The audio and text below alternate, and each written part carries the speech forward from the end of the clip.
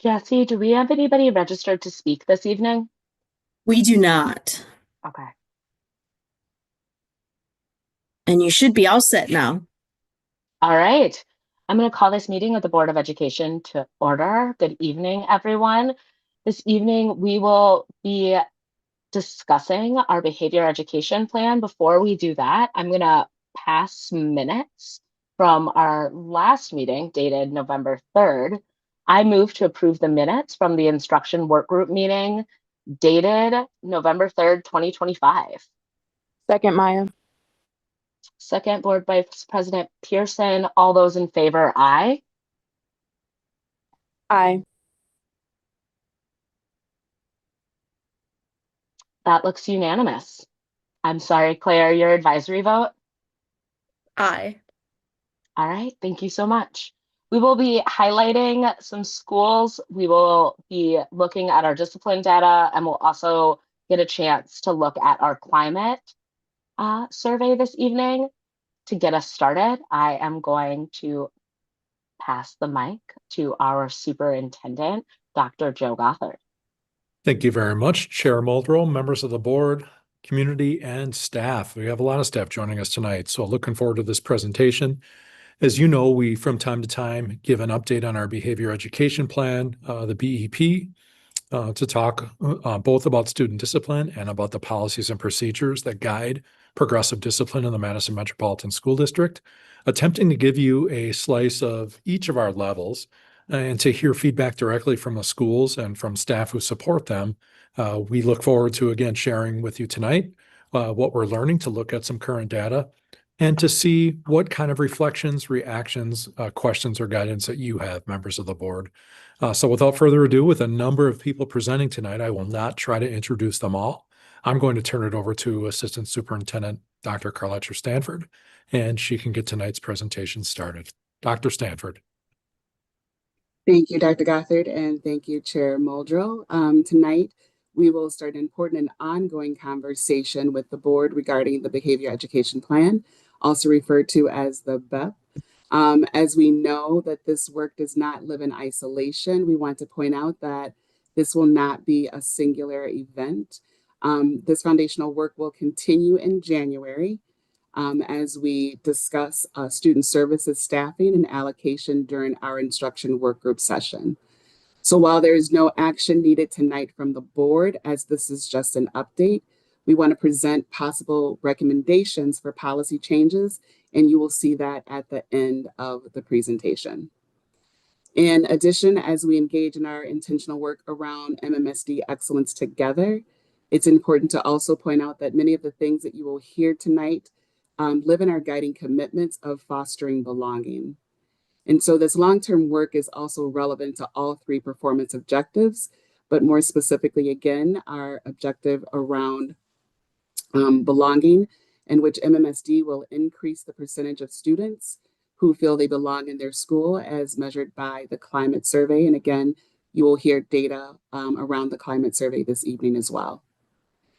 And lastly, this is connected to our focus area theme that we are committed to improving and addressing as a system, which is the focus area of culture and connectedness and well-being. So Jesse, if you want to pull up the slide deck.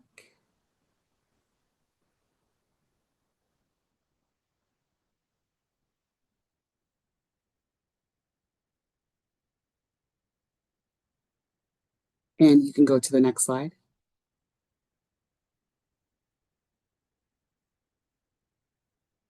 Oh, there it is. All right. As we begin tonight, I also want to be sure that we are grounding in our district mission. MMSD creates safe and inclusive schools, delivers high quality instruction, strengthens positive relationships and partners with families in the community to achieve student self-determination and educational excellence. Next slide.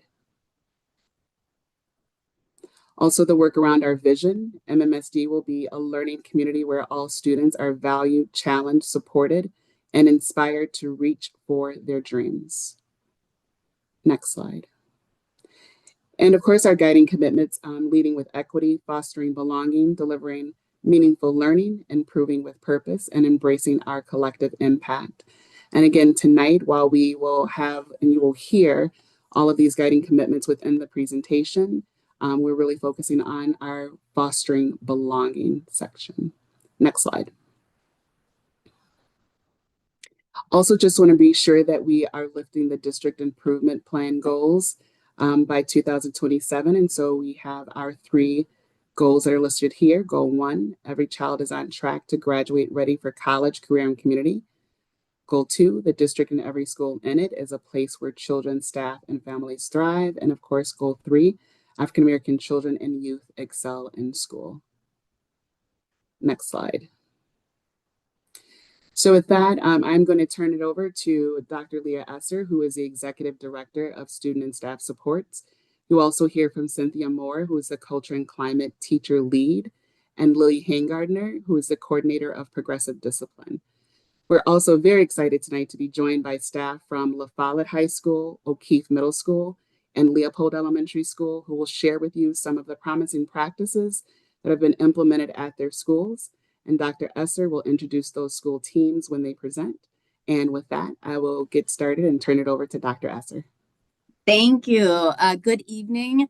Thank you, Dr. Stanford and Chair Muldrow, as well as the members of our board. I want to again acknowledge those that Dr. Stanford referenced for their hard work in preparing for tonight, and also want to recognize Laura Glob, who was instrumental in supporting our schools to prepare for this evening. So tonight's meeting, we're going to do 3 things. First, we're going to look directly at our disaggregated behavior and suspension data, recognizing areas of progress while also naming persistent disproportionality for Black students and students with IEPs. Second, we'll highlight school examples that show the impact of teaching, intervention, and engagement over punishment in improving safety and belonging. And finally, we will outline the immediate next steps and the roadmap for revising the behavior education plan so that our policy aligns with the practices that we know work in our schools. Next slide. Dr. Stanford talked about the guiding commitments, but you may recall that in 2014, when we wrote the behavior education plan, we also identified guiding principles. These guiding principles are grounded in learning, relationships, partnership, avoiding exclusion, teaching over punishment, using data to confront disparities, and a true belief that all children can succeed with the right supports. 10 years later, these principles ask us a simple question. Do our intentions match our outcomes? Or does our mindset still explain a gap between what we say we believe and what we do? It's important that we name that gap clearly because this is our greatest opportunity to move forward together. Next slide. The behavior education plan turned the guiding principles into concrete goals. First was strengthening classroom practice, embedding strong practices into school-wide systems, and using interventions well. We also sought to reduce exclusionary discipline overall while increasing students' sense of safety and belonging.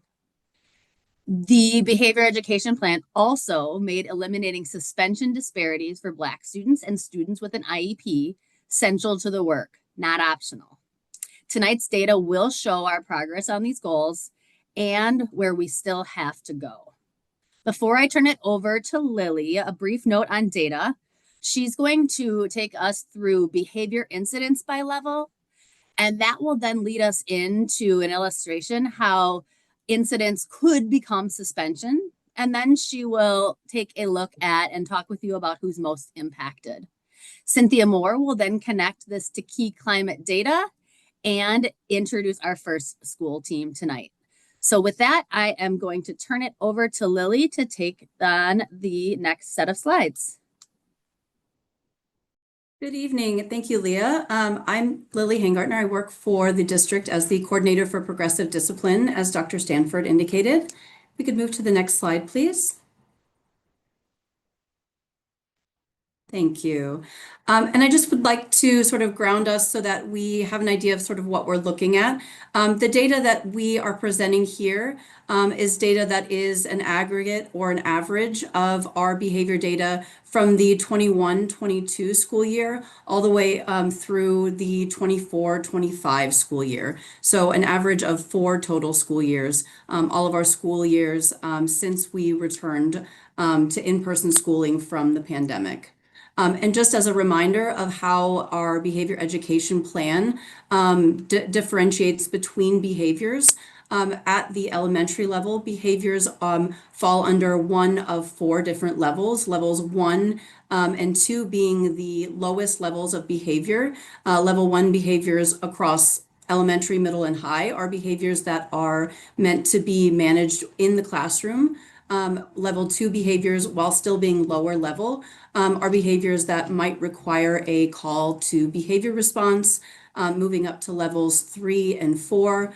At the secondary, middle school, and high school level, level 3 behaviors are the first behaviors that are potentially available for out of school suspension. Although I'll note that it is not required that level 3 behaviors receive an out of school suspension. And of course, we know that at the elementary level, we have not had out of school suspensions or expulsions at the elementary level since 2021, and that has been enshrined in policy since the beginning of the 23-24 school year. And then our very highest level of behaviors at middle and high school are level 5 behaviors, and those are the only behaviors that would potentially give rise to an expulsion recommendation when they occur. And what we see across all 3 of our developmental school levels, elementary, middle, and high, is that the vast majority of behaviors that we are seeing in all of our schools fall in those level 1 and 2 behaviors. At elementary, we're resting at about 92%, and for middle and high at that 82 to 83% of the majority of behaviors. So just noting that the vast majority of our behaviors do fall in those levels 1 and 2. Next slide, please.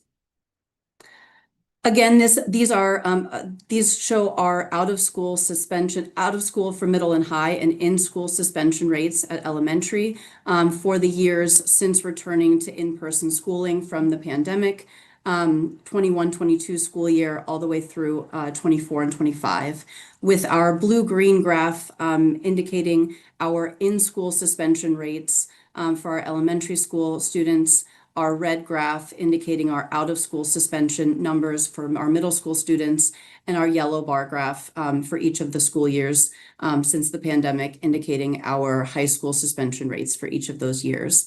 Most notably, we did see an uptick in suspension numbers for the 23-24 school year, which was then course corrected for the 24-25 school year, and we did see a dramatic decrease in suspension numbers for 24-25, especially at the middle school level, where we saw an approximately 30% decrease in middle school suspensions for the cumulative 24-25 school year. Next slide, please. And then the last data set that we wanted to include, again, for all 4 of the school years since returning to in-person schooling post-pandemic, this would represent our disproportionality, most significantly for our Black students and for our students with disabilities. What we see in the blue-green for each of the 4 school years is sort of those are our test numbers. So that those would be for our complete student population, approximately there's a 1 in 10 chance for all of our students for each of those years that any particular student might experience or might have received a suspension.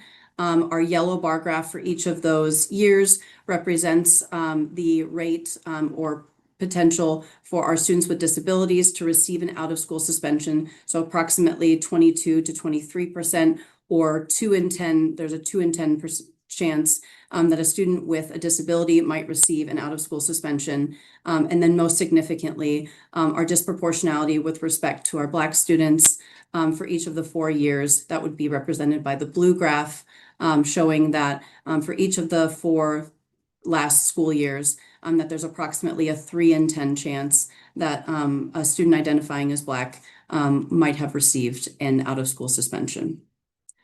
Next slide, please. And I'd like to now turn it over to Cynthia Moore with a discussion for our climate survey results. Good evening, everyone. My name is Cynthia Moore. I'm the teacher leader for culture and climate. And tonight we're going to be digging into our climate. As you see here, we stand in the belief that our climate is our window into deeper culture. It shows us how our underlying beliefs and norms are playing out in daily behavior. So in addition to addressing student behavior and responses, the Behavior Education Plan prioritizes preventative and proactive strategies designed to reduce exclusionary and harsh disciplinary practices while improving the experience of students. So one of the ways that we measure this is through the climate survey. We have here data representing all students and students within our focus groups. It's also important to note that the survey is for students disseminated in the spring and in the fall. The data that we're looking at today is from fall of 2024 and fall of 2025, so that year comparison. As you look at the data here on the slide, overall, the district-wide relationships with teachers continue to be a strength, with all grade band scoring in the mid to high 80s. Safety shows continual improvement, especially among the middle school level. There continues to be positive momentum as most areas are showing year-to-year gains. Elementary school relationships, so going more granular into the levels, their relationships with teachers remain in the high 80s across our focus groups. Safety shows a slight dip in students with IEPs and no percentage point change amongst Black students. Middle schools show high and stable relationships with teachers with a 1 percentage point gain across all groups. Safety also shows notable improvement across all groups. And as we look at high school, it shows similar high and stable relationships with teachers with percentage points gains across all groups, and safety improving 3 percentage points for students with IEPs. So taken together, the data indicates positive momentum across levels. The district with students experience stronger connection with adults and increasingly safe school climates. Next slide, please. And so next, we're going to look at our data trends and what it means for continuous improvement through a proactive and reactive lens. So I'm going to turn it over to Lily for this piece. So what we essentially wanted to look at is between slides 9, 10, 11, and 12. So our behavior data slides and our culture and climate survey. What does this all mean taken kind of together? So based on all of this data, what we can see is that, yes, our suspension numbers continue to be higher, much higher than what we would want. And that the resulting disproportionality, especially with respect to our Black students and to our students with disabilities, remains stubbornly disparate. What we know is that strengthening students' relationships with staff, as well as with each other, as well as continuing to improve students' feelings of safety is what will continue to move us away from the use of exclusionary practices and more towards those proactive and restorative approaches. Schools are continuing to show us that addressing behavior proactively, as well as ensuring student belonging and safety, are critical to improving a student's daily experience, and that learning from the practices and what experiences are directly implementing, that those are the things that are moving the needle, and that is the best evidence for our future success. Moreover, that the continued mindset work and that is needed for the adults in our building, and to give the staff in our building the time and space to continue to implement the behavior education plan with fidelity is what is needed in order to continue to move the needle in the way that we want in order for the data to continue to move in the direction that we are looking for. And with that, Cynthia, would you like to introduce our first school? Yes, thank you, Lily. So tonight we are highlighting 3 schools that are creating environments that center relationship and belonging, addressing disparities and embodying a restorative approach to student behavior. Once again, I'd like to thank Laura Glob for all the work she's done in preparing our schools this evening. And so joining us, we have Daniel Roller, school social worker, Ty Galloway, PBIS coach from Leopold, Matt Inda, school administrator from O'Keefe Middle School, and Matt Thompson, school administrator, and Torrin Young, restorative justice coordinator at La Follette High School. So kicking off the school presentation is Danny Roller and Tyler Galloway from Leopold. And if we could just move to, yep, one more slide, please. Thank you.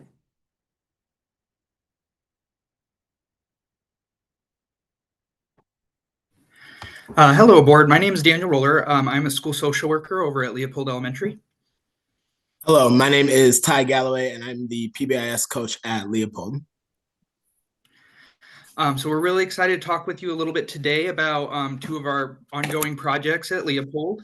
I will be specifically talking through Tito's Den.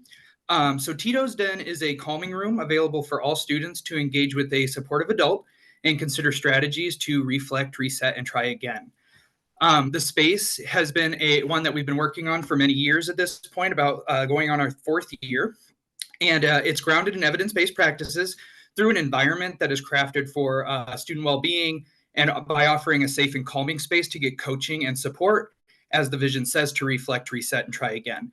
The space does have, and the room program does have a standard operating procedures to ensure and support consistency across visits, as well as a pledge and expectations to provide some reteaching opportunities and ways to impromptu support our students accessing of the space.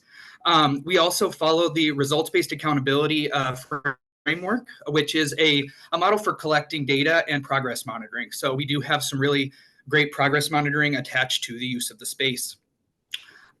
It aligns with the BEP by helping address behavior before it escalates. Students are offered the space by teachers or are encouraged to advocate for the space themselves. It helps students feel connected and supported, again, through that connection and co-regulation with a trusted adult, and which really helps us promote a positive school climate without the use of shame or blame or anything like that. It integrates with the classrooms, with classroom interventions through 2-way communication processes that we've developed.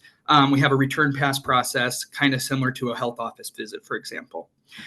We utilize restorative practice languages and just a structured environment to have those kinds of restorative conversations and activities. And all of that is kind of undergirded by data collection, which provides insights into the school's overall behavioral management, data and behavior needs across grade levels and things, really allowing us to target things within our MTSS.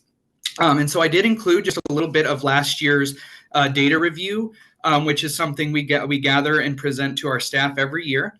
And so we had last year visits, over 1,800 individual visits to the space. However, of those 1,800 visits, they were done by 230 individual students, which we found to be a really great measure, because that is 35% of the Leopold population. Which is something that not a lot of interventions can really speak to, being able to hit on and be able to support 35% of students.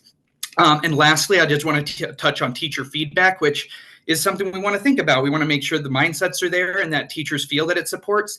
And I'm happy to say that that to the question on our yearly survey for staff, Tito's Den positively contributes to the overall behavior response strategies at Leopold. We did get a teacher feedback of a 4.4 out of 5 rating, which we really celebrated.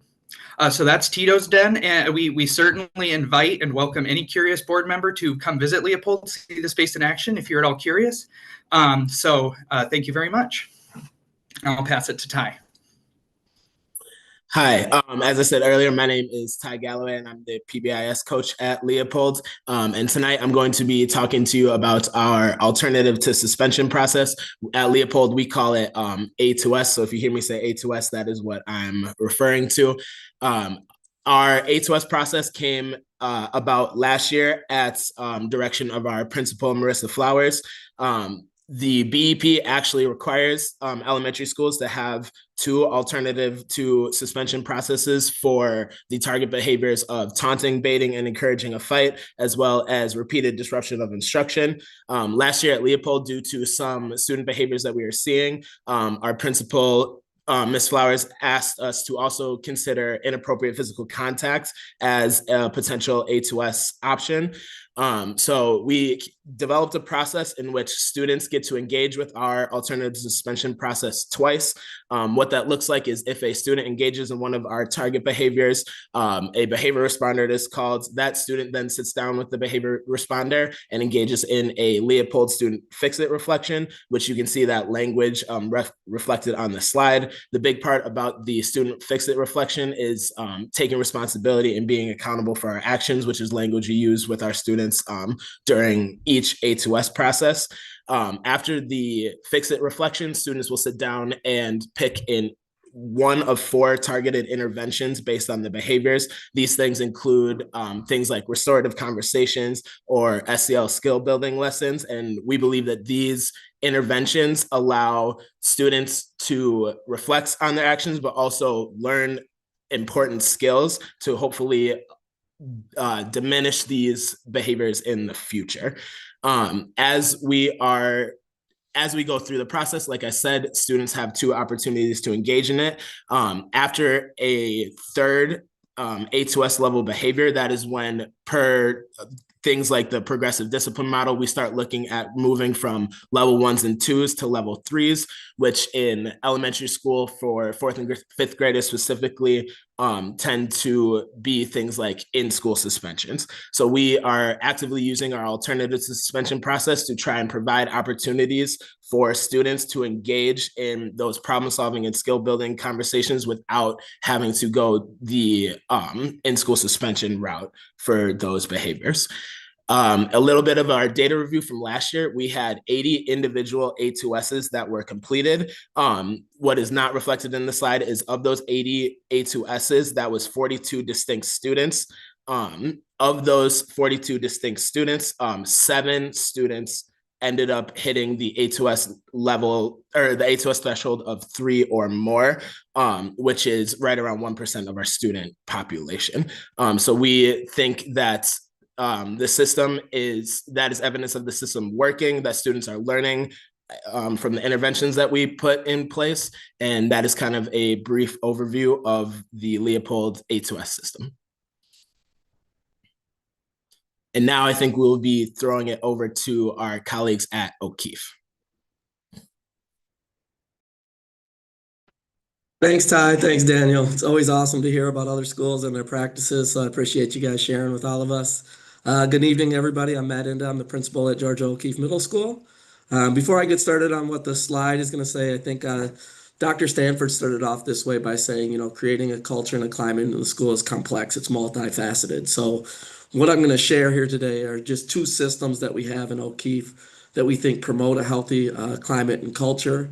But also, I'd just like to share that the recipe that we think is invaluable to all schools is having, motivated students, dynamic teachers, and engaged families. And I'm really blessed that I believe we have all 3 of those ingredients at O'Keefe. And just want to say thank you to the families, students, and staff members that I get to work with on a daily basis, as long as I have this venue to share that.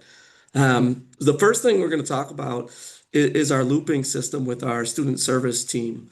Our student service team consists of our school counselors, our psychologists, our social workers, our dean of students. And the way we're organized at O'Keefe is that our student service reps, they take over a grade level. They get a cohort of students that they loop with for all 3 years. So, for example, this year, in 6th grade, Maya Benford, she's our school counselor, and she's assigned to our 6th grade. She'll loop with them to 7th and 8th grade. And the benefits that we have from having this looping system are really threefold from what we see. The first is it provides a steady and consistent person for families to connect with, a point person at each grade level. So there's no confusion on who should you be calling if you're in sixth grade, just to get your first point of contact, and they can direct you in the right way. And that builds some trust with our families, especially after 3 years. They really have an established relationship with our student service members. The second thing that goes along with that aligns directly with like the behavior education guiding principle, where we problem solve proactively on behalf of students. When you know the history of your students and what's been tried and true, what's actually worked with students, and you're able to pass that knowledge on to teachers and cohorts moving forward, your students are more likely to be successful. So with our 7th and the 8th grade in particular, we're able to hit the ground running with things that we know have worked in the previous years with students. We're able to make sure that we have the communication methods for families that they prefer in place before the year gets going. And our student service team does a great job collaborating with our core teachers to make sure they have the information right up front, so we don't lose ground from the previous year. And you can kind of see that with the data that's listed on the side. You know, this tracks our 6th, 7th, and 8th graders, our 6th graders from 2 years ago into their 8th grade year now. So they started off with 56 incidents between 24 students, and then the 7th grade year it went down to 23 incidents and 16 students, and currently there's only been 5 incidents almost midway through the year. So we've seen a huge reduction in suspension data over the years as the students have built more relationships and stronger relationships. And our SST staff's done a good job of putting in the interventions or just passing along the historical knowledge, both academically and behaviorally, that our teachers need to know going into the year. So the setup for success is there through this looping model. And then if we can go to the next slide. One of the biggest way to mitigate disruption in the school is to have dynamic instruction. We know if students are engaged instructionally and they are experiencing high learning experiences or highly engaging learning experiences, and their needs are being met in the classroom, we're less likely to have behavior incidents. And so we've really adopted kind of the district's plan of co-plan, co-serve, and co-teach, and getting a level of expertise in the room when intentionally planning for core instruction. And that really allows for students to access instruction with the scaffolds and supports that they need in place, which again reduces the level of incidents that we have. So the other piece of that is it also takes away the stigmatism for students with IEPs when everybody is in that same inclusive environment and students are seeing CC teachers as teachers, not just here for certain students. That really goes a long way in creating an inclusive environment, which again reduces our incidents and gets us to focus more on the learning. And lastly, I'd like to just call out that along with the co-teaching and co-serving model, we're also able to provide a continuum of support where we do have specially designed special education environments for students who require that environment for their IEP needs. And that's done in collaboration with the entire CC team so that people can continue in those co-serving models where cohorts of students are seen as shared students rather than just be managed by one individual teacher. It's just shared responsibility in our building to make sure that students' needs are being met. And we think all of that really maximizes access to core instruction and helps the collaborative process so students can access learning, which then reduces behavior incidents. So with that, I'm going to pass it on to my friends over at La Follette. Thank you.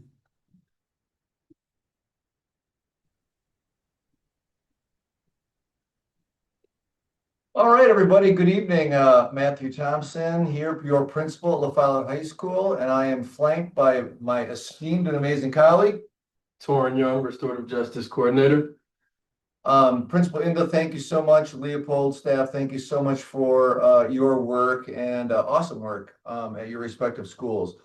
Tonight, we're going to finish our conversation with the discussion around the foundations of restorative practices here at La Follette High School. And where we were and where we are today. And actually, if you think about our restorative work, really anchors the behavior education plan. Is our video on? Just making sure. Okay. Let me say that again. Our restorative work actually anchors the behavior education plan. As mentioned earlier by Leah, the BEP was introduced at the start of the 2014-15 school year when we moved away from our zero tolerance approach that we had before. Since the plan's inception, we've really come to realize it's not a technical document. This is really an adaptive tool that must be anchored with a restorative mindset and approach, right? Although the matrices and the levels appear straightforward in the BEP, the work is like much more complex, and Torrin's going to highlight some of the awesome things he's been doing to support the work. So in the spirit of the BEP, the RJ mindset, systems and structures really needed to be in place to support the work and move it forward. And I think one of the things that was like initially missing in the work of the behavior education plan when they first rolled it out. The Board of Ed, thank you, added our RJ position to high schools in the 2020-21 school year. That's how I got this amazing Mr. Torrin Young. We hired him in 2022. First, Torrin did three things that really got us launched. One, Torrin and the RJ team systematically had to build the mindset around RJ practices here at La Follette High School. And second, we made sure that the RJ work permeated like all of our staff meetings, it became embedded in PD opportunities. And finally, our RJ practices became systematized and like robust enough to begin collecting some data, which we're going to share with you in earnest during the 24-25 school year and during this first quarter as we move into quarter two of this semester for 25-26. Our RJ work has evolved. It's become very structured, very thoughtful. We restore through facilitated conversations, small group interventions, and large formal circles that include students, staff. And now what we're seeing is a lot of families are involved in our RJ work when we're doing circles to support families and also leveraging great community partners like Focus Interruption, which have been really incredible as we've wrapped around La Follette High School in terms of like our RJ work and practices. The other thing Torrin and his team did really, really well is to train the admin team and support staff, our BEAs, our SSAs, around the basics of structured, facilitated, restorative conversations and how to approach a conversation.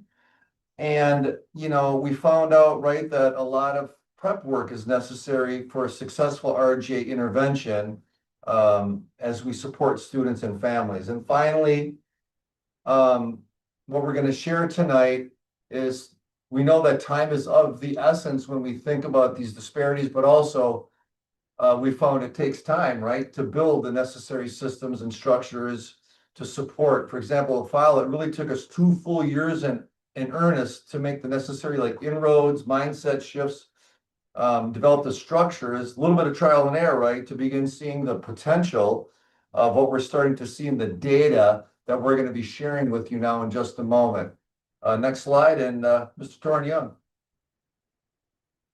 Good evening. Again, my name is Torrin Young. I am the Restorative Justice Coordinator at Follette High School. So we wanted to start and share some graphs that are going to show some of our EduClimber data. EduClimber is where a lot of our behavior referrals and behavior data is documented. And we wanted to reference this to paint the picture. I know Lily earlier in the presentation mentioned the different levels of behaviors and kind of what that entails. So this picture here shows our behavior data for level 1 and level 2 incidents. These are some of our lower behavior levels, things like walking out of class or maybe disrupting instruction. And we thought it was key to, while the level 1 and level 2 isn't necessarily an alternative to or don't lead to a suspension, and we're not utilizing alternatives to suspension, we are still utilizing restorative practices. So we thought it was really just a good idea to highlight this and note that right now on EduClimber, our behavior data is solely documented there, while our restorative interventions and practices are solely documented through a Google Doc and sheet. So with this, right, not all the the behavior incidents and referrals are punitive or necessarily ending with just strictly An exclusionary practice. an exclusionary practice. We are utilizing restorative justice circles, conversations, and that's just not being highlighted in the EduClimate data. So in a perfect world, we'd have be able to document our restorative practices and do a restorative referral in EduClimate to kind of depict and paint a bit of picture of what's actually happening at the filing. Next slide, please. And then here is our level 3 and 4 data. This is where we're seeing suspensions. Again, this data is inequitable, right? If you look over to the left, you can see that our Black students are receiving high level 3 and level 4 consequences at a higher level. Now, with that being said, this is where we want to really highlight our restorative justice practices and talk about how we're utilizing those practices to kind of to combat the disproportionate behavior data. Next slide, please. All right, so just wanted to go back to last year. So this is our RJ data for the full school year last year and kind of show the growth and show where we're at today. We've seen tremendous growth, and a lot of that is due to buy-in from our staff, our students, and our leadership team. And so that's been really, really exciting to see the growth of our RJ practices and systems. As you can see there to the left, back in the school year of 24-25, we had 53% of our restorative conversations were requested to address the conflict in a proactive manner. We had 47% of our restorative conversations that were requested as an alternative to suspension. So almost half the time that we're utilizing restorative practices, it was as an alt to suspension. And then, as you see down there, 83% of our restorative conversations were deemed to be successful, and those were our alts to suspension. And so when we say they were successful, that means a student did not go on to repeat the behavior or have any incidents related to the initial conflict or harm that was caused. And then lastly, I just want to highlight again, right, our suspension data is inequitable, but you can see that 70% of our restorative conversations included at least one Black student. So we're utilizing restorative practices at a higher rate to combat that disproportionate number of suspensions. And then to highlight what we're doing already in just the first quarter and a half this school year, we've seen a 17% increase in the number of restoratives that we're completing. And now we're up to 50% of our restorative conversations that are being used as alternatives to suspension. Down there at the bottom, you can see that 80% of our restorative conversations were deemed successful. Again, a student is not repeating the behavior that they had or engaging further in the conflict that they were involved in. And then 92% of our restorative conversations that were used as an alternative to suspension were successful. And then lastly, we've seen growth in the number of restorative conversations that we're completing that involve a Black student, again, to combat the disproportionate number of suspensions for our Black students. So restorative practices have grown, again, tremendously, and our students, staff, and families and our leadership team have fully bought into it, and we're really excited to see where it continues to grow. Yep. Thank you. Thank you very much to our teams from La Follette, O'Keefe, and Leopold this evening. At this time, I will turn the conversation over to Chair Muldrow to facilitate questions for schools. And I will come back to you, Lily, and I will come back to you to close us out after that. All right. Thank you so much, Dr. Esser. Board Member Vandermeulen, I see your hand up. Thank you, Chair. I have a bunch. Let me lower my hand first. Sorry about this. Someday I'll learn Zoom. Today's not the day. You're doing great. One, I appreciate that. One, I really, really appreciate hearing from all three schools. We'll start elementary on Leopold. The Tito's Den, I think, is a great idea. Honestly, anything that could lower the number of seclusion restraints, especially in elementary school numbers as it's been on the rise, is something I really think more schools need to do. And it's something I highly commend you for. And O'Keefe, thank you for not siloing special education, because face it, we individuals with disabilities will be in the real world with everyone else. Their education should be, as long as it's in the least restrictive environment, which is something that I can get very much behind. And thank you so much for your work on that, La Follette. Your RJ work is always excellent, and so I'm really appreciative. I have a bunch of questions now. Sorry, Chair. The first one is on seclusion restraint, and this is for admin. Do we have any, besides Tito's Den, which is excellent, how will we lower the number of incidents of seclusion restraint in the elementary system, because we have a larger number than normal?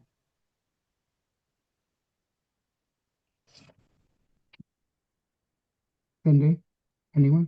I was trying to find my unmute. Sorry. I have two or three more slides after our school questions that will get into a little bit of what we're doing about things. I could either do those now, Chair Muldrow, or we could wait on that, but I think it would make sense to connect it to those other couple of slides. Yeah, so I just want to ask board members if you could ask questions of the schools that are joining us this evening before Okay. they head home for the night. We greatly appreciate you all joining us this evening. You shared so much with us. Board Member Vandermeulen, if you don't have questions I do. specifically for Leopold, O'Keefe, I and La do. Follette. Okay. I on the alternatives to suspension on La Follette, is there a way in the future we could get more disability data? I know we focus on disproportionality and race, which is absolutely huge, but would like to see. Well, go ahead. Yeah, start. Sure. Yeah, board member Vandermeulen, sure. Go ahead, Tori, you want to start? Yeah, so we did pull some of our data for students with IEPs and utilizing restorative practices. And we are close to being proportionate in representing the total amount of students who have IEPs in our restorative practices. And then along with that, our multilingual students are also being represented in a proportionate manner in our restorative conversations as well. Board member Vandermeulen, we can share that data with you. We just were asked to skinny up the slides because we had a lot of data on them. So No problem, and I can schedule it, but I really like your approach. That's part of the reason why I'm as interested as I am, because I find it very helpful. And then my other question for staff is, O'Keefe, are you fully staffed this year? Yeah, we are fully staffed. We got no vacancies at this time, which is a celebration for sure. It feels really great to be fully staffed. Those are my only questions for the schools, Chair. Thank you so much, Board Member Vandermeulen. You started asking questions at 5:46, and it is now 5:49. Board Member Saravo, I see your hand up. Thank you, Chair Muldrow. Thank you, everybody, for coming and presenting. I love hearing information directly from the schools where all the work is being done. I'm just going to kind of go just like the one, just kind of bounce one along, like from Leopold. I didn't know about Tito's Den. I love the concept of it, and it looks like a really interesting space. So I appreciate the invite to come and check it out at some point in time. And to see if just how it's grown and stuff over the years. Really curious about that, especially in an elementary setting where we want to really grab that mindset. O'Keefe, I was really intrigued by the team looping system. Having a student in middle school, it gets a little jarring when you're changing people year after year after having the same people in elementary, and then all of a sudden someone changes all the time. I want to loop back to you at some point in time and maybe just kind of see exactly how that works. Do we know if you're like the only school doing that? Is this off a model of other schools that also have that? We know we went to an attendance symposium this summer that MMSD put on in Lakeview. Was a school I believe that we heard from that had a similar model. And then it's also similar to what I believe the high schools do with their neighborhoods, where they have a grade level principal kind of cohorting the high schools into smaller learning communities. And so that's the basic model. As we kind of looked at the high school model, and we heard it from one of our elementary feeders and tried it ourselves. Great. I want to learn more about it and see how it works. And I'm just going to keep hopping along here. Thank you, Principal Thompson, and your buddy system, which I forgot to write down your name, for presenting. I was wondering, do you have any, like, how do your students get access to the proactive use of restorative conversations?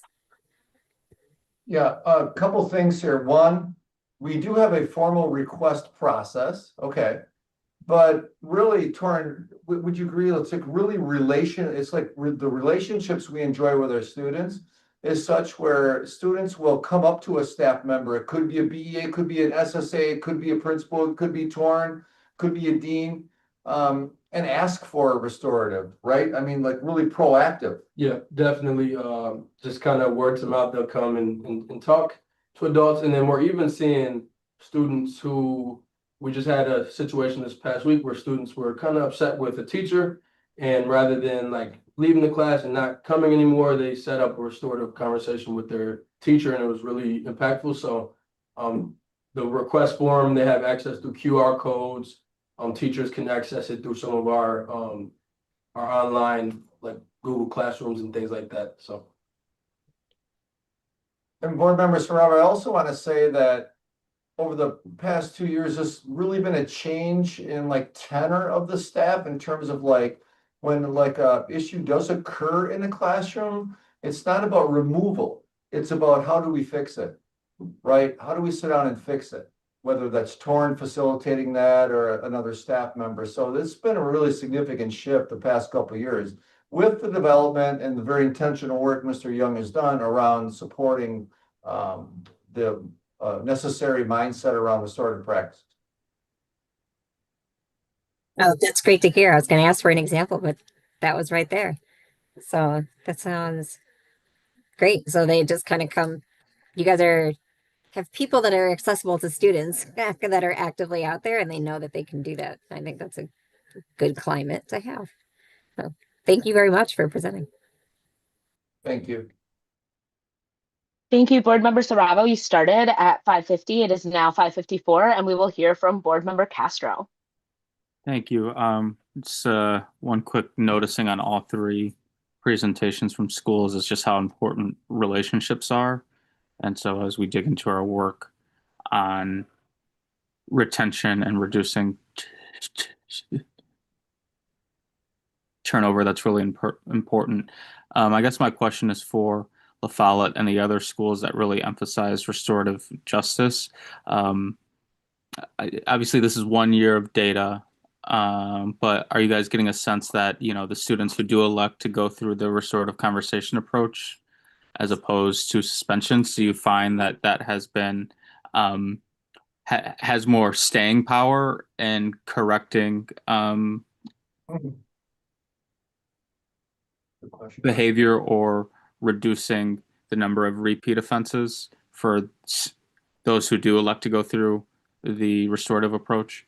Want to start on that? sure. Yeah, I would say kind of in the data kind of shows the picture as well. And again, we had to skinny up the presentation a little bit. So there's a lot more data that shows it. But most of the times when we're utilizing restorative practices, they're effective and they're working. I think, again, like we showed, what was that? 80% success rate, I think it was. So we're not seeing students repeat that behavior. Now, like, it's not a perfect system, and kids make mistakes, and adults make mistakes, and there's times where we're seeing that again, and we continue to try to utilize the restorative practices, especially when we've had like a good experience with the student. And the reality is restorative practices and interventions aren't for every student. Some students, it's not kind of what they're comfortable with, and there's other routes and other ways to work and support those students.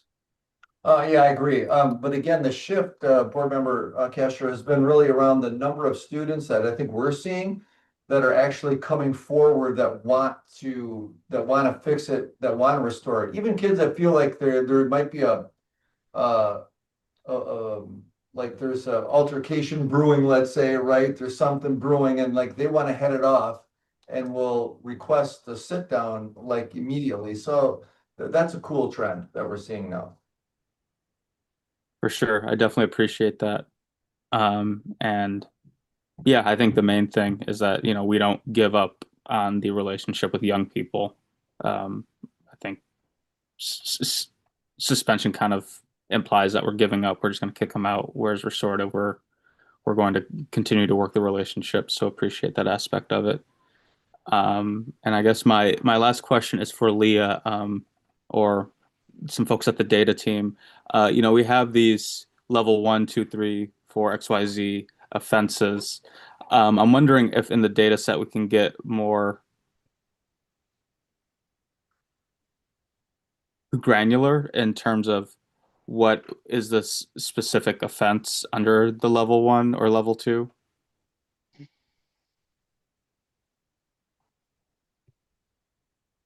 Yes, we have that data. I will work with Dr. Stanford to figure out how to provide that, whether it's in what format. But yes, we do have more. We have that more specific information.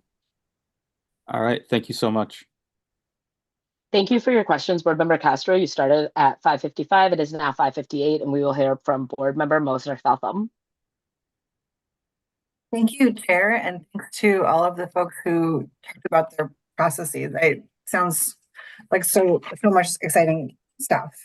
I have two questions for folks at Leopold. My first is when students are able to choose A2S, and one of the things that they can choose is sell skill building lessons. Where do those come from? So those lessons were developed using mainly two curriculums, Harmony SEL and Character Strong is where we got a lot of those SEL booster lessons from. Cool. Thank you.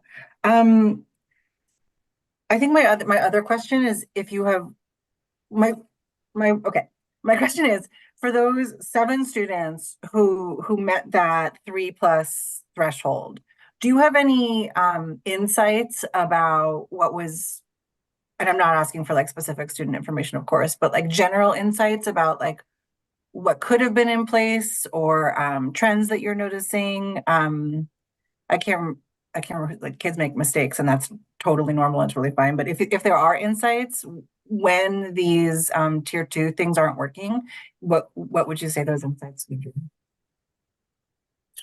So very specific to last year, of the 7 students, 4 of them were in 5th grade. And without, getting into a lot of the details, we had the incidents in school were also popping up in the community, and they were kind of bigger than just your average school-based peer-to-peer conflicts.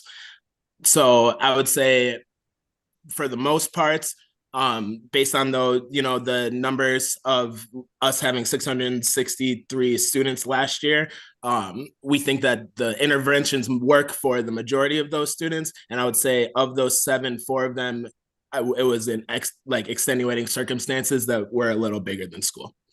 Great. That's really helpful. I think 7 out of 663 is awesome. And sounds like you are proud, and you should be. I also want to especially call out the standard operating procedure in Tito's Den for consistency for students. That's really hard to get to do, and I commend you for that work. My last question for Leopold is about I think it was 1,800 visits and 200 and some odd students. And so that, says to me that there are students who are using that frequently. And I'm wondering about what thought you've given or what you're doing to sort of like build in I don't want to be saying like, oh, students shouldn't use it if they need it, because they sure should, and then they're going to go on to middle school without Tito's Den. So I'm curious about what work you're doing to sort of like get students to the point when they're ready to transition, or if you're like, nope, we're in year 4 and we're doing what we're doing and it's going great, talk to us next year. That's totally too. So you're definitely bringing up really important pieces, definitely things that teachers have brought up in the teacher feedback that we've collected over the years.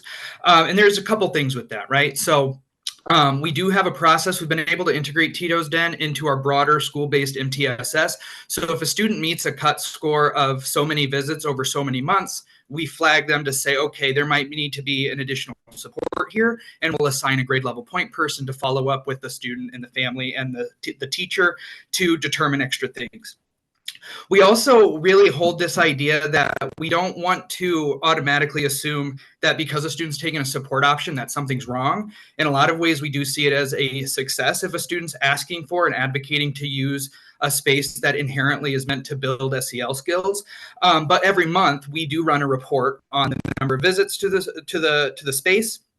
And in that report, it tells us all of the students that have had 5 or more visits in that month.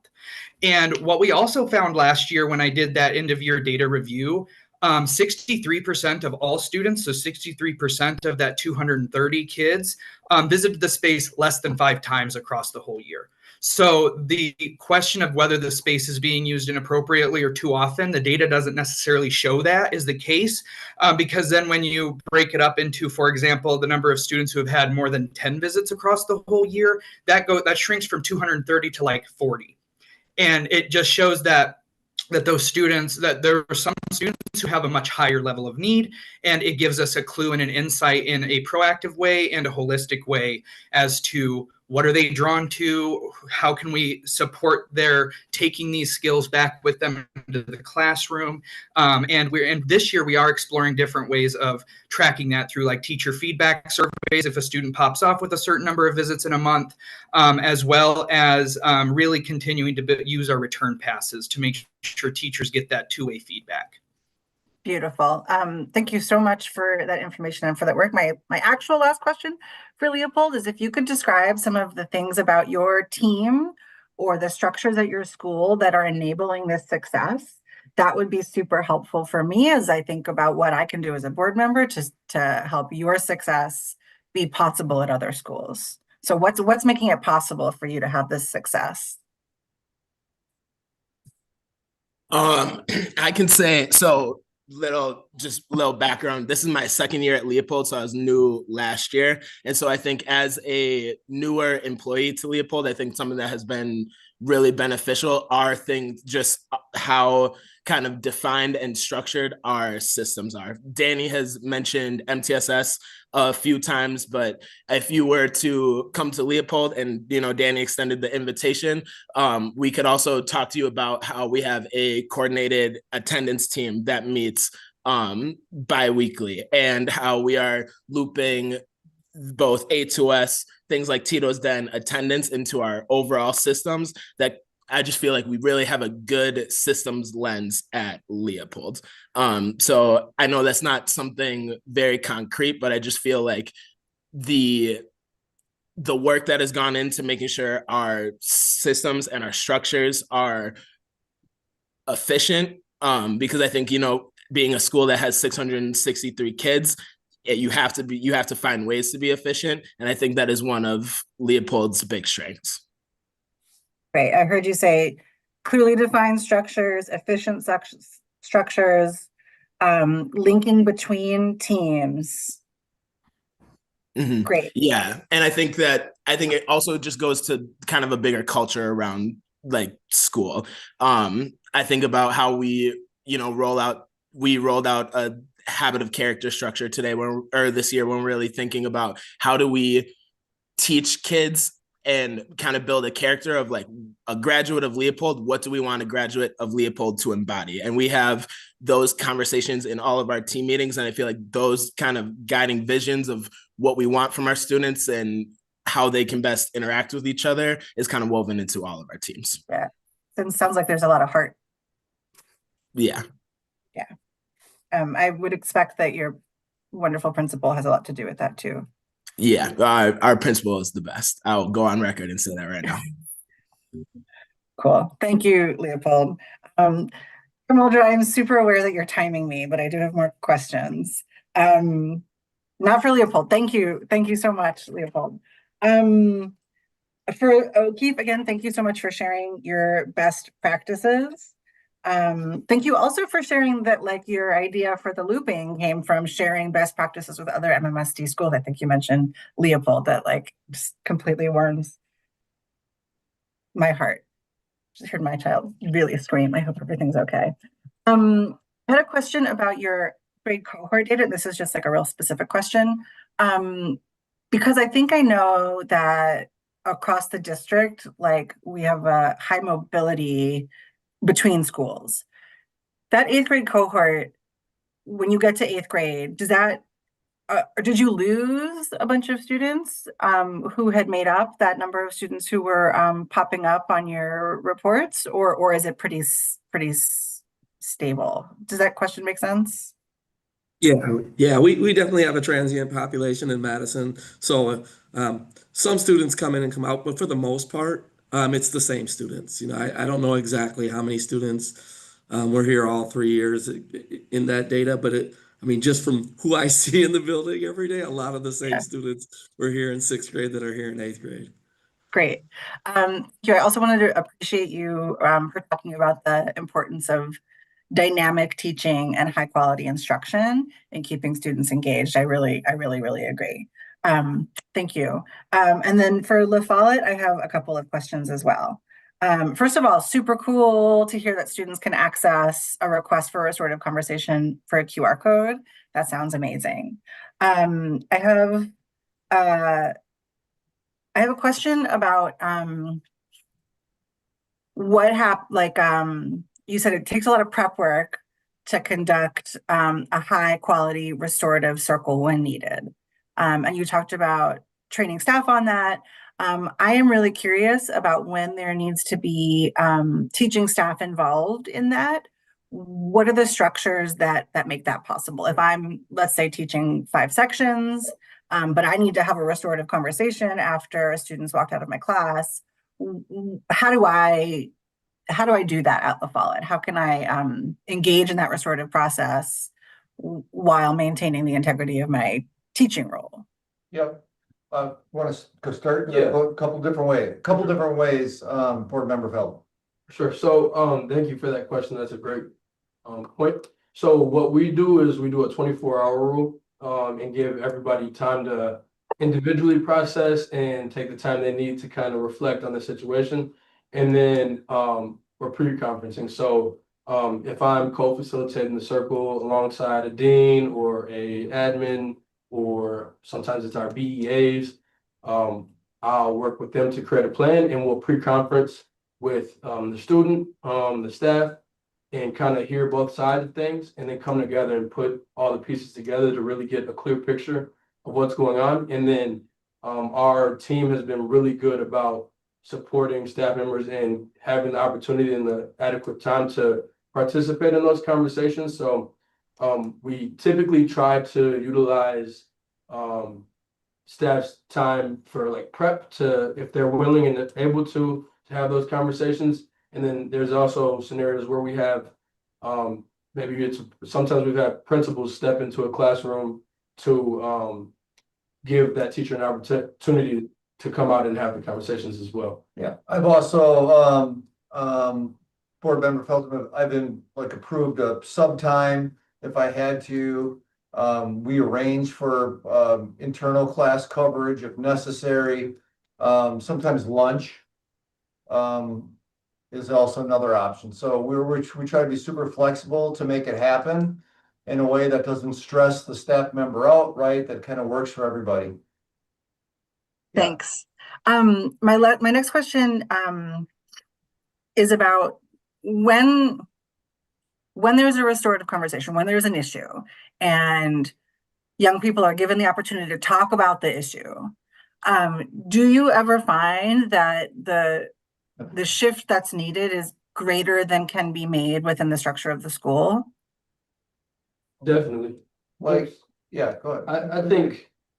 I think yes, there are some factors and some things that students are navigating that we don't necessarily have all the resources to help and support a student on, but students can access restorative justice and the process as much as needed. And there's quite a few students who I work with a lot and who have been through the process a bunch of times. So I think, yes, there's some stuff without it that isn't really in our reach, but we do the best that we can to provide them the support and link them with the supports or someone that might be able to provide those supports. Yeah, you know, and sometimes the first intervention, if you will, doesn't work. It explodes, and then we got to regroup, maybe give it a day or two, and come back. But that's the mindset that we have here, is we're going to figure this out, right? Yeah, and I heard that you say that there was a mindset, the mindsets have shifted, which is really neat. The reason I asked about when there's a restorative process and students identify a need for something to change that's actually like not necessarily changeable, and it's not a La Follette specific question, is I guess more for administrators and for my fellow board members who are listening. It can be challenging to say, oh, students are saying they really need this to be different. This is not working. It's really rubbing up against sort of who they are and what they need. And I wonder what our next steps will be to say, okay, when students identify an issue with the way we've structured our schools, Right. how do we give students and people who work in schools flexibility and permission to make the changes that are needed? And that's not a Follette question, that's just to everybody. And then I guess my last question for La Follette is what enables your success? So what is it about your team? What is it about the resources you have from the district that is enabling you to do good work, that we can know what that is? Wow, that's a big question. I want to say this, that in my tenure here, I've got incredibly smart individuals that compromise the staff, and they have a willingness, number one, to ask each other questions, to have hard conversations with each other, and we foundationally are all on board with the fact that we want to work lockstep to reduce disparities, leverage student voice, empower students in the process, and ultimately create a school where students are driving it, right? We're like partnering with students. So like, that's really the mantra around, I think our approach is really, because you hear this cliche now a lot. I don't want to, it's student centered, but we really do want to lift student voice, and we hear from kids. So like, I think the success has been Torrin's work around the creation, that example I mentioned with the staff member, the creation of a mindset where we're here to work through issues, not exclude you, not remove you, but you're part of the community here. And that's what I think. We've got an incredibly strong community. Thoughts on that, buddy? Anything else you want to share? I would just say also the culture that you've helped create and lead here. This system and the work that we've done has not been perfect by any means, but the foundation that we have to have uncomfortable conversations and to collaborate and to problem solve has been huge in the success we've had, I would say. Okay. I'm going to ask you one other question, which is what gets in the way? What are like some of the stumbling blocks? And I don't mean like your amazing team member got sick and couldn't come in. I mean like from the board member perspective, what are some of the things that you don't have that you need to be able to continue this work? So Torrin sort of brought up one, like when we were teasing out the data, what's sometimes difficult in EduClimber is like when we talk about those level 1s and 2s, that data looks punitive when actually there's no way to reflect within the system, like how we actually navigated it through a restorative practice that didn't result in any type of exclusionary response. Okay, so that's not really telling the full story. So that's sort of like a systems thing that we've uncovered. That being one. The other piece too, I think with our families is, would you agree, Torrin? I think our families are starting to turn a corner around this a little bit in terms of like, oftentimes I get in conversations about what's the consequence, what's the consequence, what's the consequence versus I'm on the other end of the phone going, well, here's how we want to partner and fix this and actually develop long-term skills here to navigate frustration or anger or like whatever it is. So like there's a piece around how we're communicating more sharply with families around what does a restorative approach actually mean? It doesn't mean we're not taking incidence behavioral issues seriously, but we want to use them. The BEP's intention of the tool was a teaching tool around teaching proactive behavior, teaching behavior that is adaptive and supportive. So that is another, I don't know if I call it a barrier, but a hurdle that we have. Thank you. I appreciate your time and your work. I'm horrified, Chair Muldrow, to find out how long my questions took. Thank you so much for your questions, Board Member Mosner-Feltham. I do want to let folks know tonight, this is a really important conversation. I hope folks ask the questions that they need to ask. That being said, we started with your questions, Board Member Mosner-Feltham, at 5:59. It is now 6:17, and we are going to return to Board Member Saravo for her second round of questions.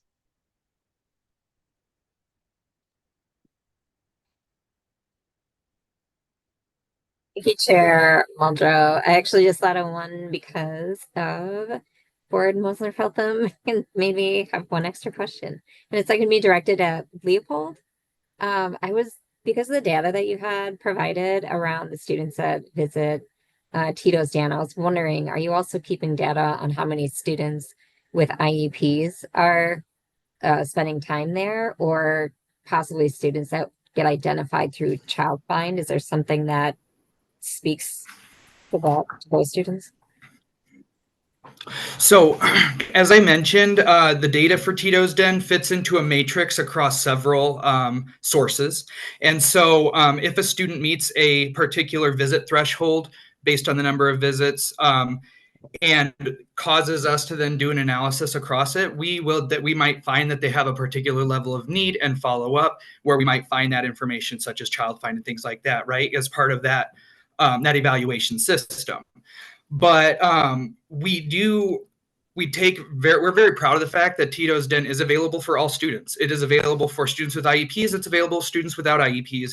And something that I'm particularly interested in is not only using this as a way to support students, but also as a way to build capacity for our staff. And so thinking about what do visits that CC teachers bring students in here, what do those look like, and how can we replicate those effective practices when SEAs bring students in, for example. And so thinking about the training, and that gets back to the standard operating procedures, and we do have an engagement framework that's based in like play therapy principles. So getting a little bit of that clinical kind of flavor in there too is a really important part of using this as not only to support our students, but to build capacity for our staff and to support our students. I think that was getting into kind of what I was thinking. Is sometimes you're going for like sensory space, and that becomes more notable, and you want students to recognize that like as early and as young as possible. So yeah. Absolutely. Yes. Okay. Thank you. Board Member Saravo, you started at 6:18. It is now 6:20. I'm going to add myself to the stack because I don't see any other board members with their hands up at this time. I want to thank you all so much for sharing what is going on at your schools with us. My first question is for Ty and Daniel. Looking specifically at Tito's Den, Can you talk to us a little bit about the academic outcomes that you're seeing from students who are utilizing that space? I think there can often be concern when students are opting into a space that's alternate than kind of direct instruction in the classroom, that they're missing some key parts of a lesson, or that they're avoiding a class, or that they're falling behind. Talk to me about how that space promotes the academic success of students, beyond kind of, you got to be regulated to learn, and we want students to notice when they're upset, and take appropriate steps to address how they're feeling. Connect that with positive academic outcomes. Yeah, absolutely. And so that you kind of that question touches on a couple things, right? Number one, it touches on how do students advocate for it, or how are students offered it. And so we really encourage all of our teachers to have some sort of calming space available in the classroom for a student to try first. So that we're trying to encourage the student to try options that are in the classroom. And then from there, that ongoing conversation might decide, yes, let's go ahead and call that out and give you a visit to Tito's Den, right? And I think a really important thing, I did not speak on this, but I'm happy to speak on the fact that last year our average visit time was 12 minutes, which is great. We're trying to bring that down closer to 10 minutes. We feel that that's more in line with where we like to be. But for our total program plan, we had our goal of keeping it under 20 minutes, and we're well under that. We do also, with those monthly reports that I mentioned earlier, we count the number of students that have more visits longer than 20 minutes. And that allows me to drill into those specific students to see, like, is this like an adult situation having a hard time getting the student to leave? Is it an engagement challenge where there just needs to be some better foreshadowing to help the student prepare to leave? Or was there just a hard day one day, and we want to say, okay, we'll keep an eye on it. We'll put a pulse on it. So we do count we have a total number count of all visits that are longer than 20 minutes every month, just to keep a pulse on that. And as I stated earlier, when we're thinking of number of visits, and frankly, I talk about visits, I talk about length, because all of this data that I have collected is ad hoc. There is no way that I've been able to find it integrate into the broader behavior response systems just yet. I mean, it's still early days to figure out how to make that happen. And so I do a lot of that analysis ad hoc through Google Sheets, through a little bit of a script, to kind of drill into some of those questions. But to get at your question more specifically about academic outcomes, that's where we're looking at. We created that MTSS cut score to really help determine if a student's visiting a specific number of times over a specific number of months. That flags to kind of look at their academic screeners, and to determine, is there a level of need there that may have been missed otherwise. And so that's an opportunity to drill a little bit more into their academic needs. And then also, when it comes to, that's why we're also looking to really have that two-way communication with the teacher, so that the teacher can take what the students learned. We know that the student went to coloring or went to art options. And so we want to make sure that those things are replicated and available in the classroom. So the next time the student asks, the teacher has that knowledge to say, hey, remember, we do have those options here for you as well. And so, that's over the course. We've gotten there over the course of 3 years, and I'm excited to see how much further we can go as it continues to be a strong system in terms of that two-way communication, teacher feedback, integration into MTSS, along with those monthly reports that we generate. I really appreciate that. I love hearing that, what the strengths are in that space for each individual child is then communicated to their team, and then echoed classroom to classroom, so that students have those tools available. I also really love hearing that we want there to be a space for students to de-escalate and self-regulate in the classroom, so that folks are not overly dependent on this space, and that this space is kind of a unique thing for young people. I think it's important to remember that we are talking about kids who are ages 5 years old, like very small kids, like 4K to 5th grade. So, it's not like super uncommon to have big feelings at that age, or to have something upset you to the point of like needing to like shed a few tears. And so having spaces that really encourage compassion and communication because a lot of what escalation is for our young people who are really little is not really having the tools to communicate what you need and really needing the adults to support you in that. And so I think you all should be tremendously proud of your approach to this work. It is really thrilling to get to discuss it with you this evening. My next question is a more challenging question. We are hearing consistently that disproportionality in discipline is a reality in our K through 12 system. I think it sends a really complicated message to kids in kindergarten when their peers who have darker skin are the most likely kids to get in trouble and the least likely kids to be recognized as talented and gifted or advanced learners in every academic area. Talk to me a little bit about what you all notice in terms of the adult behavior that creates those disparities. So to be more pointed in my question, if you have an educator that is routinely referring their students of color out of the classroom, or is struggling with behavior, or seems to be targeting certain racial groups or students with disabilities for reprimand, how do you all approach that? What does it look like to address that with an educator who might not be aware that everybody they sent out of the classroom is African American or is Latinx or has a disability? I saw everybody come on camera, so I'm going to address this question to the whole group, but I want to start with our friends at elementary school, because I think this dynamic gets established early on in childhood, and then it's really hard to recover from in middle school and high school. So for the folks who are working with our elementary school students, talk to me about adult behavior and what you do when you see educators disproportionately reprimanding students of color or students with disabilities.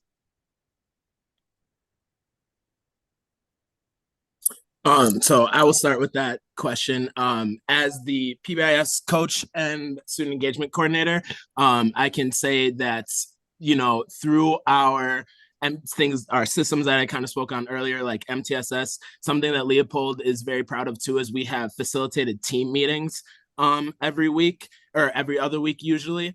And so those facilitated team meetings are usually spaces where the instructional coaches, myself, members of the student services team get to sit in space with teachers and have those kind of more one-on-one student specific conversations. And I think that something that we ground in all the time at Leopold is our equity vision. Some important points of the equity vision that I like to raise in front of everybody right now is that before every staff PD and when we are all gathered in space, we commit to disrupting systems and mindsets that lead to inequities. And I think that is something that we hold near and dear to our hearts at Leopold. In terms of, conversations with teachers and things like that, I would like to kind of point to our practice of restorative conversations, because we kind of spoke about it in terms of our A2S and student to student. But oftentimes those A2S, or those, restorative conversations that come as a result of A2Ss often involve adults as well. And so those practices, holding space for our students to be able to speak about how they are feeling, kind of leads a lot of our work. And we really like to lean into student voice. And when it comes to educator, it's not just educator to educator, but at Leopold, we really try and hold how our students are feeling and center those in a lot of our restorative conversations. And so as you're asking your question, those are things that kind of popped into my head. Danny, I don't know if you have anything to add. No, I don't have anything to add. I know that we have, of course, like any school, we've had our situations where teachers come to us to deal with things that they're obviously not comfortable with, but we've gotten more comfortable, and we're still working on it. We've gotten more comfortable with kind of being able to push it back and take on a coaching lens rather than I'll take it for you, because we do want our teachers to grow and to push our teachers to think of things a little differently, the same way we challenge ourselves and the same way we challenge our students as well. Thank you. I greatly appreciate that. I think it's important for me to say and remind folks who are watching this conversation that we don't have any data on behavior, because if we had data on behavior, we would know what kind of response kids get when they don't get a discipline-based response. What we have is discipline data. And so what we really know is not how kids behave, but which kids we have adult intervention for when they behave in a specific way. And I think that that becomes more pronounced and more racialized at the elementary school level. And in some ways, it becomes a little more tragic that you would see a disproportionate number of like Black 5-year-olds getting in trouble in comparison to other young people that they go to school with. And I think it's important to recognize that our students are aware of that they know who's more likely to get in trouble and who's more likely to get sent out of class and who's more likely to be corrected.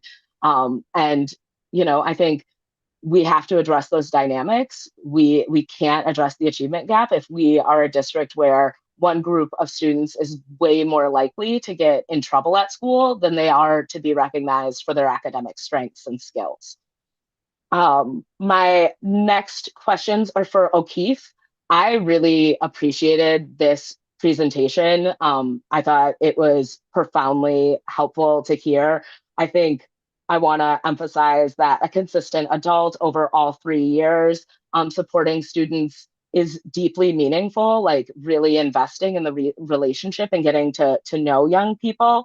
My questions for you were specific to kind of the effectiveness of your approach. So it looks like you are really seeing behavior incidents decrease the longer students are a part of your community at O'Keefe, that you're kind of able to use interventions that really prompt kids to kind of get back on track. And one of the things I wonder a lot about is the effectiveness of suspension. Do we suspend kids and then see them recover from that incident and go on to you know do well academically? So I think my question for you is looking at the effectiveness of your interventions. What are you hoping we take away and support in order to make you all that much more effective, Principal Inda? Thanks. I would say, I mean, to that end, one of the things that comes to mind right away is consistency and patience and retention of staff. The ability of this SST team to function the way it is because they've been with each other for 4 years, and they've been able to build something long term where they become specialists and expertise in different interventions. So when I say they loop with students, it's not like only Maya Benford works with sixth graders or only Deb Farrar Simpson works with seventh graders. They really lean on each other. And that dynamic that like, we talk about it, and I'm a big sports person, but like, dynasties aren't built in a day. It takes times to learn each other's assets and strengths, and then you get unique skills that you can leverage from one another. So the teaming and what we'd ask, is to maintain that consistency at schools to see if these things actually work over time. A lot of times we go really, really quickly through something and we abandon it before we actually know what the outcomes are going to work. So, it's still up in the air to see how well this works. We adopted Character Strong and some of the other, interventions, and we're waiting to see to see if these results really are just a one-time thing or if this lasts over time. And if it does, then we'll be able to really put our stamp on it and say, yeah, this practice actually worked really well. I think you also mentioned about suspensions and seeing that reduction in suspensions over time.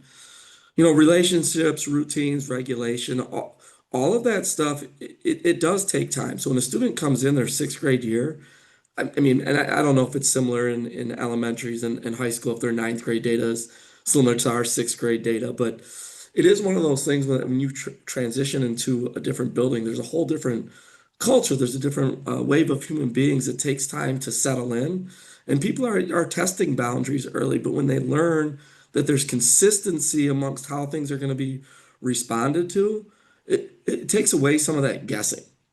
And so like, I just feel like over time, if you're imparting both the cultural like core values and believing in each other and treating people with dignity and respect, students tend to see that over time. They're not going to jump right in and go, "Oh yeah, we trust you. You're a teacher. You're a principal. You automatically get our trust." One of the other board members talked about populations moving. And so the longer that we have our students with us, we feel like the more successful we're going to be because they're going to see the genuine desire we have to love them, care for them, and develop them holistically. And so those things come to mind right away is just allowing us to continue with some of the programming that's there without moving on too quickly to see if there's results maintained. I so greatly appreciate you speaking to the importance of the team, the importance of stability among staff, the importance of letting people learn about how to work together and how to work well with students from one another. I want you to know that like you completely lit my heart up during this presentation when you talked about dynamic instruction as a way to address behaviors, right? Like the idea that students being engaged in class and being academically motivated reduces behavioral incidents because kids are passionate about learning. And so I love that that's part of what you all are prioritizing and talking about when you're talking about disrupting behaviors that can impact the classroom in a negative way. I love that you talked about reducing stigma for our students who are, navigating disabilities and need accommodation in the classroom. I wanted to lean into a little bit of the conversation about what it means to punish kids for puberty, particularly our Black girls who are often hypersexualized and adultified as they go through puberty at the middle school level and then are punished disproportionately because of it. What are you all doing to address that specifically? How do you all deal with the normal reality of the fact that your students are going through puberty and that can mean some rough days? You got to love middle school. I mean, you got to be the right person at the right stage of life. We know adolescence and middle school come with that roller coaster of emotions. They're both physically and emotionally changing. They're going from very little independence in the elementary to a little bit more, and so it's that constant reminder of the adolescent stage that our children are showing up with. Understanding their unique individualism and really calling each other out on that they're 11, 12, 13, 14-year-olds in our building. These aren't adults. We actually anticipate and enjoy the mistakes. That's part of what being a middle school teacher is, and that's part of how we hire when we talk to people and hear their what mindset they're coming in with. But when we're having our professional development, our collegial conversations, we're always talking about what age group students we're working with and what does that mean. And so that, we talk about like the neurosequential model of education and actually the brain science behind some of this stuff. And that gives us a different lens of looking at behavior. If we look at behavior as communication rather than like who a person's identity is or who their core value is, and we see that their behavior is just communication, then we can kind of tease into what are they trying to talk to us about us. They want more health and wellness, I see. They want more, they're asking us, they don't have the right language to ask us the questions that they are, but what is that behavior actually demonstrating? A desire to have more competency around puberty, around growth, right? Let's get away from, almost exactly what's being said literally and what's the message behind it. But that takes time behind the scenes, because in the moment, a student maybe screams out something that's a little inappropriate for the age, and what you want to do is honor the safety of everybody else in that space. So you try to course correct in the moment, but in the reflection and in the time when you're away from it and you have the time to breathe and get to it, you can come to what was that student really trying to get at with us. And so I think our school, I think many of the schools in that MMSD really take that introspective and reflective approach. Maybe not always in the moment, but in the aftermath, you're able to get back to it. I really appreciate that answer to my question. I know that that's a complicated question. I think like puberty is something that is hard to make easy for young people, and we still have to hold folks to standards that allow for the learning environment to work for everybody.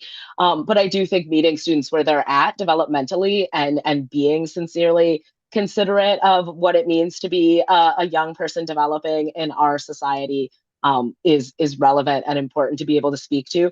I'm going to cut myself off. So La Follette, I have so many questions for you, but I've taken a lot of time. I started at 6:21. It is now 6:41. I want to know if other board members have questions for our schools before we let them go. And also, Student Representative Claire, if you have anything you'd like to add to this discussion before the folks who joined us from La Follette, O'Keefe, and Leopold take off this evening. I do not have anything to add tonight. All right, thank you so much. Any other questions from board members?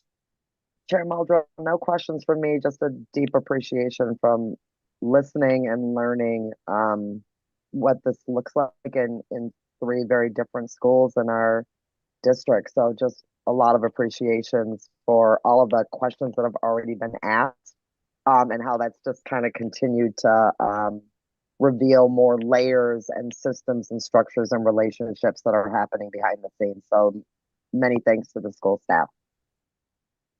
Thank you so much for your comments, Board President Nichols.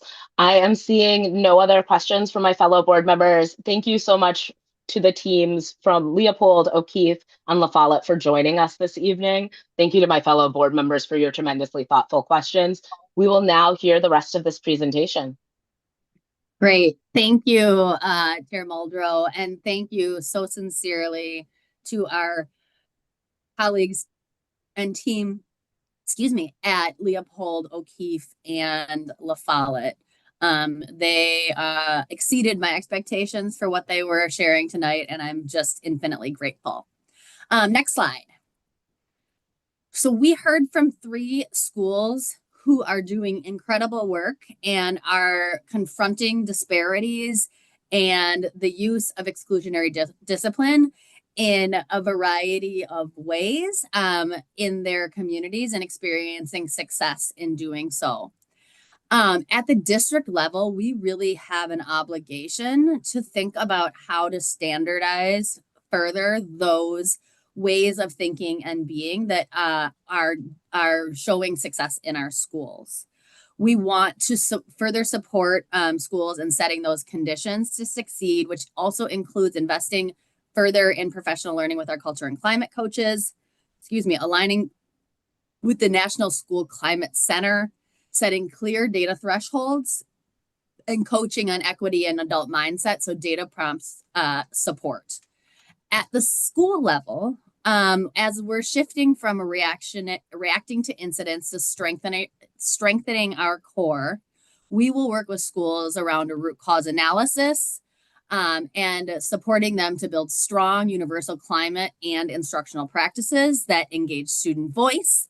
And we're very excited to start the process of implementing a universal cell curriculum that will help prevent escalation and help students feel seen, safe, and connected. And just for the board's reference, the first phase of that rollout will come to you in the form of a consent in January. And then lastly, we really have to center the student experience. You saw in one of the slides that a very small group of our students are experiencing a very large part of our suspensions. And so while we know the importance and recognize the importance of our universal systems and building our interventions, we also cannot deny that there are real humans in our schools that have experienced multiple suspensions already this year. And so at that school level, we really need to know who's being removed from class and are committed to doing a deep district-wide dig into the suspension, into reviewing the experiences of students who have had multiple suspensions this year or across multiple years, and thinking about how our use of consistent re-engagement and safety planning protocols are impacting the recidivism, and also thinking about how we are being supportive of schools, staff, teachers, etc., in understanding some of what I think Matt did a great job of explaining, both the developmental needs of our scholars, but also just a further understanding of universal practices to support mental health in schools.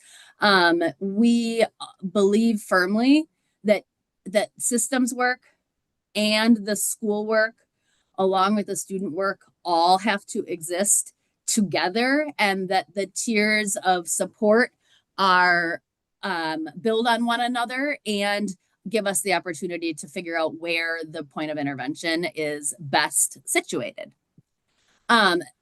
Again, I believe pretty firmly that our actions are in our implementation. And at the same time, there are some potential policy shifts that we will want to make in the future. And given Lily's role as the coordinator of progressive discipline, I am going to let her wrap us up with just some initial thinking about areas of policy that may need adjustment and a bit more about our timeline or the roadmap moving forward. And that will conclude us in about 2 slides. Next slide, please. All right. And so as we look ahead to revisions or potential revisions of the behavior education plan, we are centering those potential revisions on 3 distinct but connected areas. Our guiding principles, our expectations for intervention and progression within the behavior education plan, and any potential needs for revision and changes within the behavior response grid.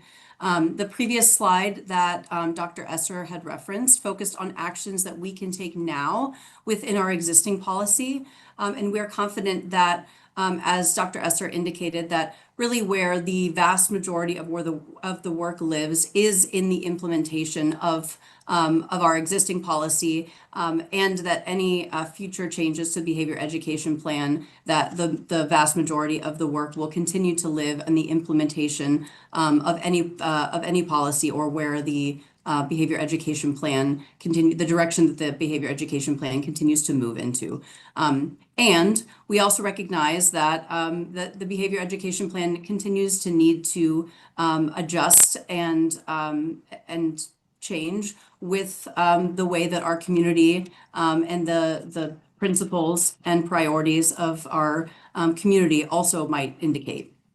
And so with that, we've sort of identified sort of those 3 areas of potential needs for revision. Within the guiding principles, we've identified that we need to reaffirm our why of the creation of behavior education plan. And we do feel strongly that the creation of the BEP back in 2014 still underpins that is still the correct way to move forward in how we are responding to student behavior. We also are recognizing that we need to interrogate and research our policies and practices within MMSD and in other school systems to inform any potential policy analysis and strengthen our approach, especially in the areas of equity, safety, and belonging. And that is, of course, informed by the data that we have shared tonight, the data that our schools continue to recognize, and where those disparities continue to sit.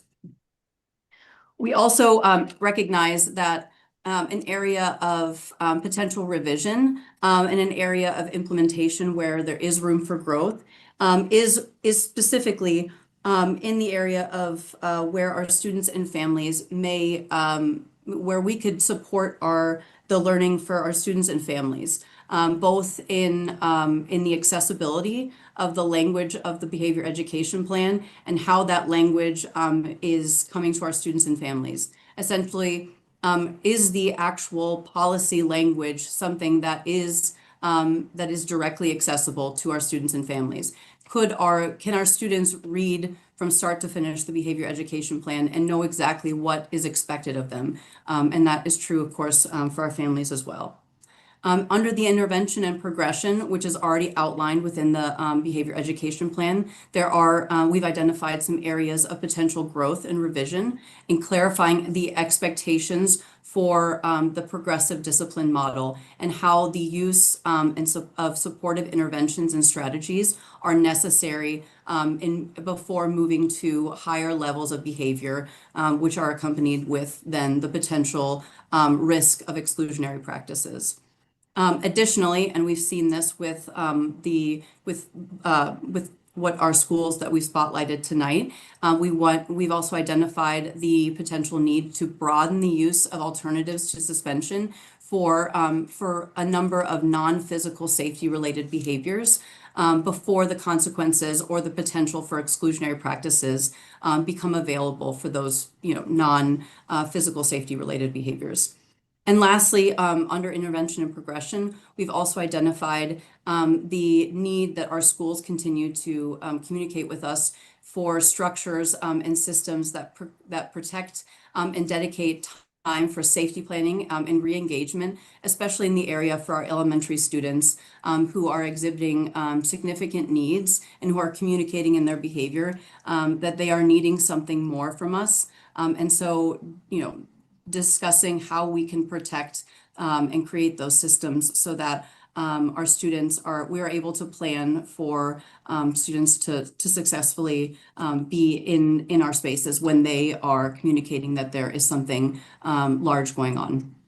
And then lastly, with respect to the behavior response grid, there are some areas of growth that we've also identified, specifically in the potential need to further integrate how our bullying policy is integrated and intertwined with the behavior education plan to better meet the needs of both students who may be engaging in behaviors that may rise to bullying, as well as students who are experiencing bullying in our buildings, to align those consequences and guiding principles so that they're not only clearly defined, but that we are, where all possible, removing biased and unclear and subjective terms and consequences to promote equity and reduce disproportionality and disparity.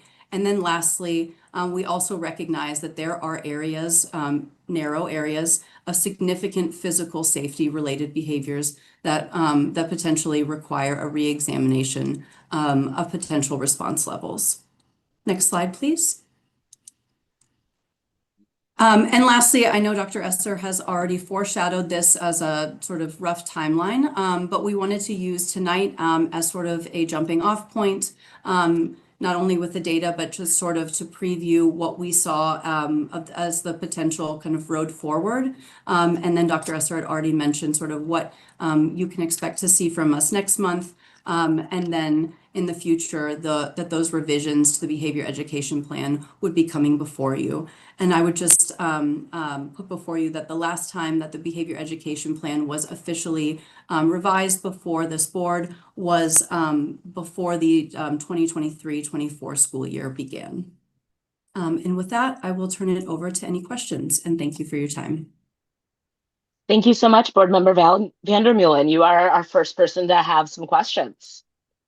Sounds great. Have a bunch. One, excellent presentation. It was. Two, on changes to the plan. These changes, are they gradual? Will they be made during the school year? Will they be made during the summer? I think, Dr. Leah, do you want to answer? Or, yeah, I was going to say, I think it would be our position, or that we would hope to have that those changes ready to present to the board for review and obviously for approval at the prior to the school year starting, so that we would be able to move forward with professional development and training, and also rolling out with any any kind of literature or anything like that, so that our families, students, and staff would be aware of what the changes to any expectations would be, as well as obviously any training and professional development.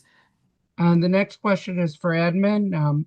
Well, the board gets to vote on these policy changes, correct? Yes, the behavior education plan as a whole is obviously a board policy, so any changes would, by definition, have to come before the entire board for a vote and subject to the policy and kind of the steps, under the policy committee. My biggest question is how will we lower the number of seclusion and restraint? I know we didn't get as much into it, but how do we lower that while still protecting teachers and staff? Do we have? I believe Cindy can take this one for us. I'm happy to start, and I'll turn it over to Dr. Stanford. Good evening, Board Member Vandermeulen. I would say we are continuing to focus on NVCI training for our staff, and there's two parts to the NVCI training. And so ensuring that every staff person that is required to go through that training has that training and has that training hopefully before the start of the school year, and then continuing to think about additional staff that would benefit from them. We have two staff people that spend the majority of their time really not just focused on the training, but then the implementation at the school level.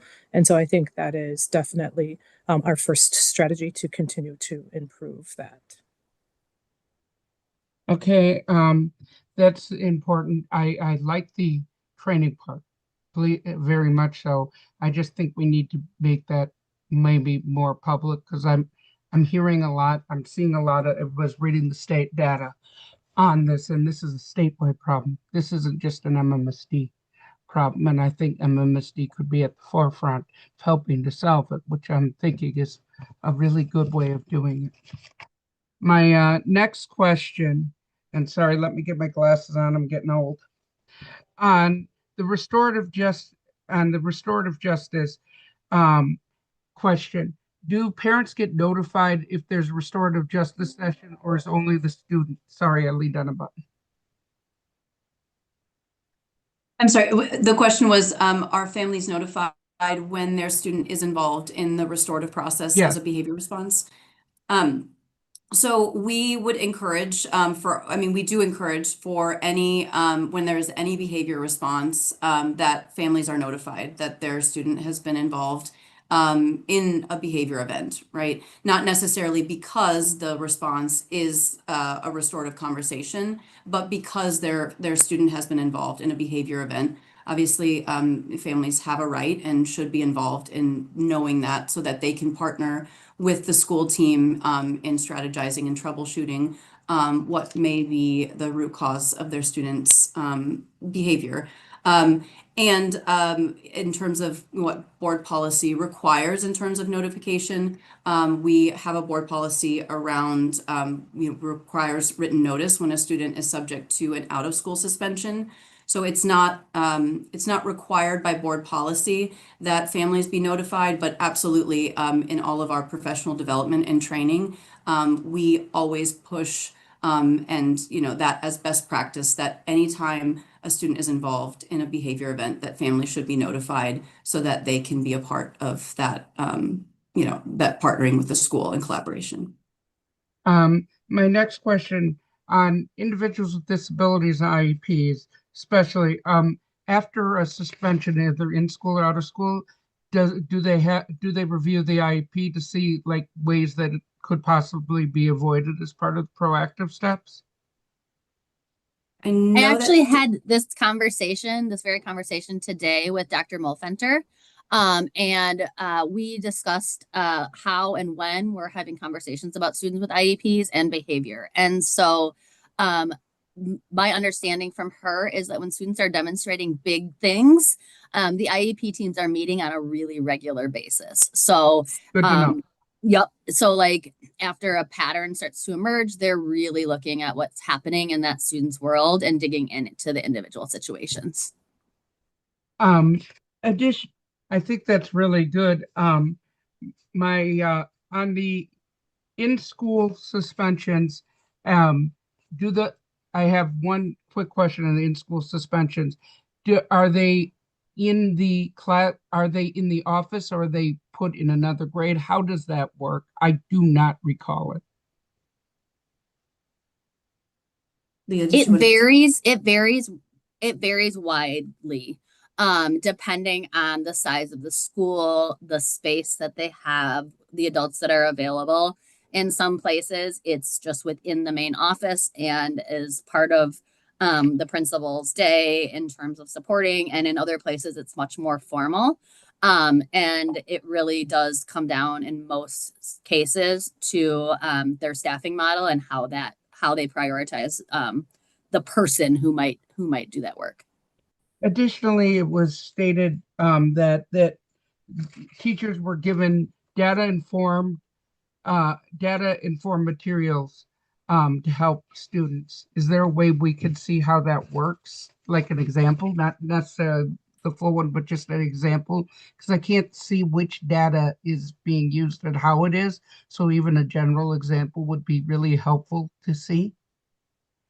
And then my last comment, and this is my last one, I swear, Chair, I promise, is I think this conversation was necessary. I think it's very important on the BEP. I think we need also teachers to weigh in, and I'm glad we're having some do that. I think that this panel tonight really showed what teachers are actually thinking, which is helpful, but most importantly, it shows what happens when a classroom is fully staffed, when a school is fully staffed, and we want the best for our kids. And I think we have to look at the staffing models to make sure that this is available for everyone. And that's all I have, Chair. Thank you, Board Member Vandermeulen, for your questions and comments. Board Member Saravo. Oh, before you get started, Board Member Saravo, Board Member Vandermeulen, you started at 6:54. It is now 7:01. Thank you. Thank you, Chair Muldrow. I had a range of questions in here too. I'm surprised that seclusion and restraint data is not presented like at the same time somehow integrated in here. So I would think it would have some sort of correlation. And when I was looking back on things, because most of the data that comes from in 2021 when the elementary school suspensions were eliminated, was there what was the goal? And was there a data outcome that was achieved at that point in time from doing that to get us to where we are today? Does that make sense? I don't know who's that directed at. I think I need to understand a little bit more. I don't think I quite understand the question, Board Member Saravo. So I'm trying to just understand why we don't have the seclusion restraint data kind of presented cohesively, because it seems like it's very much belongs somewhere in the space. When I was looking at because with and then alongside that, elementary school suspensions were eliminated in 2021. What kind of data shift were we going for? And did it have a great effect? Did it have any relation to seclusion and restraint data? That's what I'm wondering. I don't know if the push, and I'll say also in full transparency that I was not with the district when the initial moratorium on elementary school suspensions was put in place in 2021. I don't know if that initial decision was made with the idea of reducing seclusion and restraints. I don't know if that was the initial impetus, or just with what we all know the conclusive research has stated, which is that out-of-school suspensions do not reduce future behavior, that's unilaterally conclusive in terms of the behavior data, or behavior research, I should say.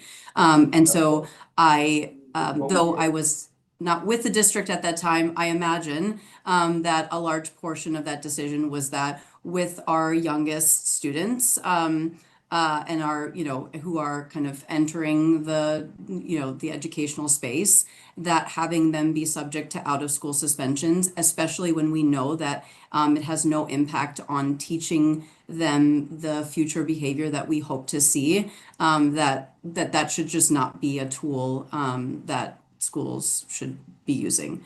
Obviously, I'm making some educated guesses, but that's my thought, just given sort of the language that we use in the behavior education plan in general and kind of, that model.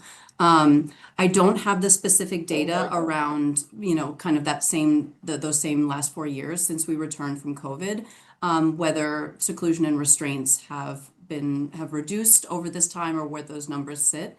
But certainly we could pull that data and provide that to you, Board Member Saravo. No, that was maybe a long-winded non-answer. I think the Yeah, other I- thing I'll just add to that is that next month we'll be talking about our overall student services teaming, school-based mental health, and I believe the following Dr. Mulfenter will be back or will be here to have that conversation. So I also think we can have some of those conversations in that space as well. Okay. I would just like to know like what did things change? Are things getting better? Like was there any, direct relation between those numbers? Because they're the highest right now. So I was trying to, we have the data, like what are we doing with it and where has it gone over time? So thank you. I also was just wondering, like, again, broad view, the goals and the metrics, are they tied to our current strategic framework or are they tied to the old one? They are specifically tied to the behavior education plan, has its own set of goals within it. Though the district metric we hold ourselves most accountable to right now until we've changed to the new plan is related to attendance. So we're also looking at our overall attendance numbers relative to our discipline and suspension data. Okay. I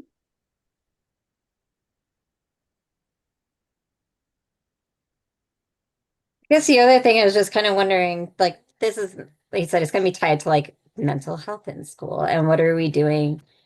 I've been part of a lot of different conversations I had to do with behavior education plans in general, the creativity that can go into those things, to either be really specific or very broad, depending on what's going on. I'm wondering why, or do you feel that the behavior education plan has a reference to neurodiversity? And if it does, how does it appreciate that? So I didn't find the language in there, is just why I'm asking. I don't believe, it's obviously a lengthy policy, but to the best of my knowledge, I don't believe that there's a reference specifically to neurodiversity within the behavior education plan. Of course, there is, there's There reference isn't. to. I tried getting it in 4 years ago. Oh. I think there is obviously a reference to the legal requirements under IDEA and for students with disabilities, but not, I think that's to the extent, that I can recall, nothing specific to students who may be neurodiverse.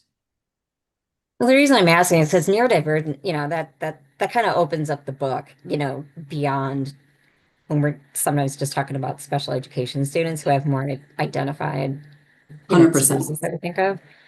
And when the principal from O'Keefe was presenting, behavior is communication. And so if we're going to look at things differently, I'm wondering, are we also talking or referencing it differently today as opposed to before? Like, is our language in line with where we're trying to be when we're actually talking about these kinds of things?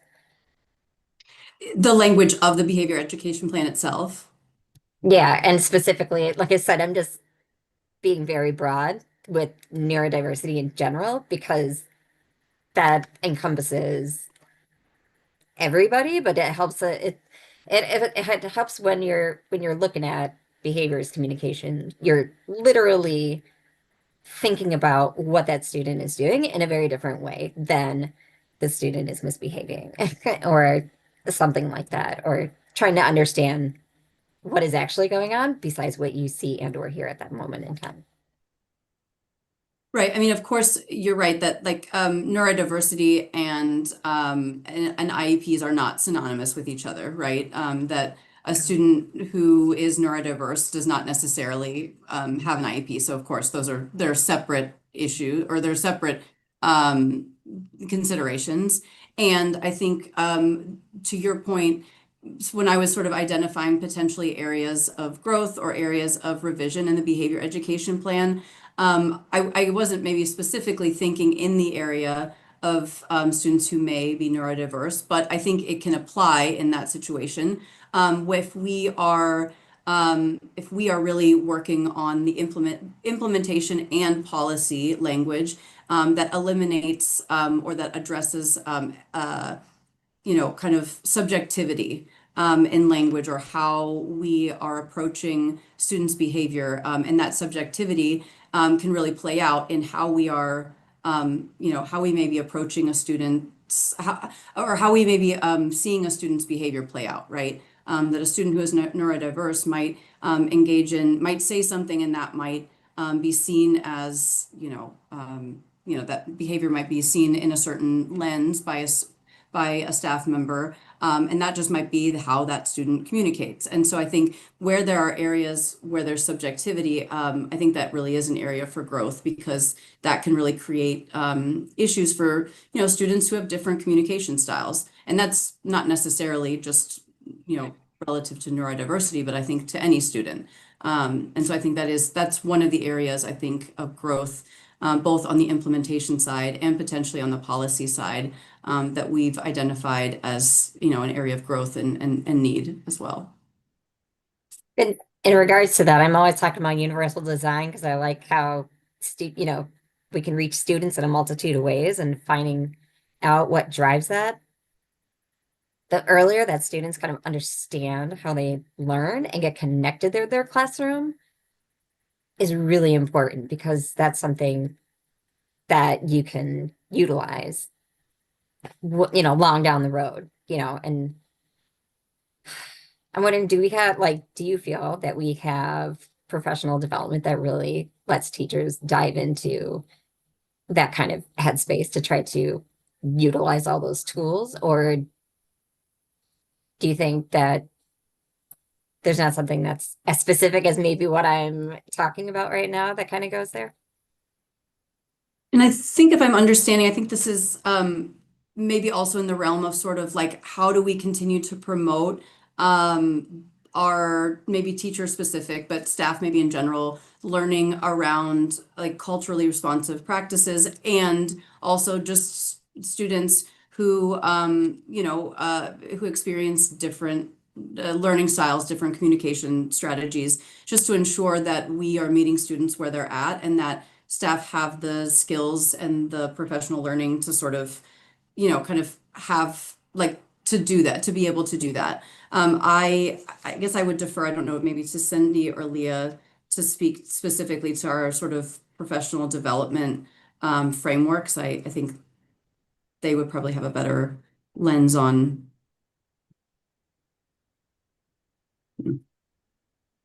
Yeah, I'll just jump back to Board Member Sarava, your question about neurodiversity in our behavior education plan.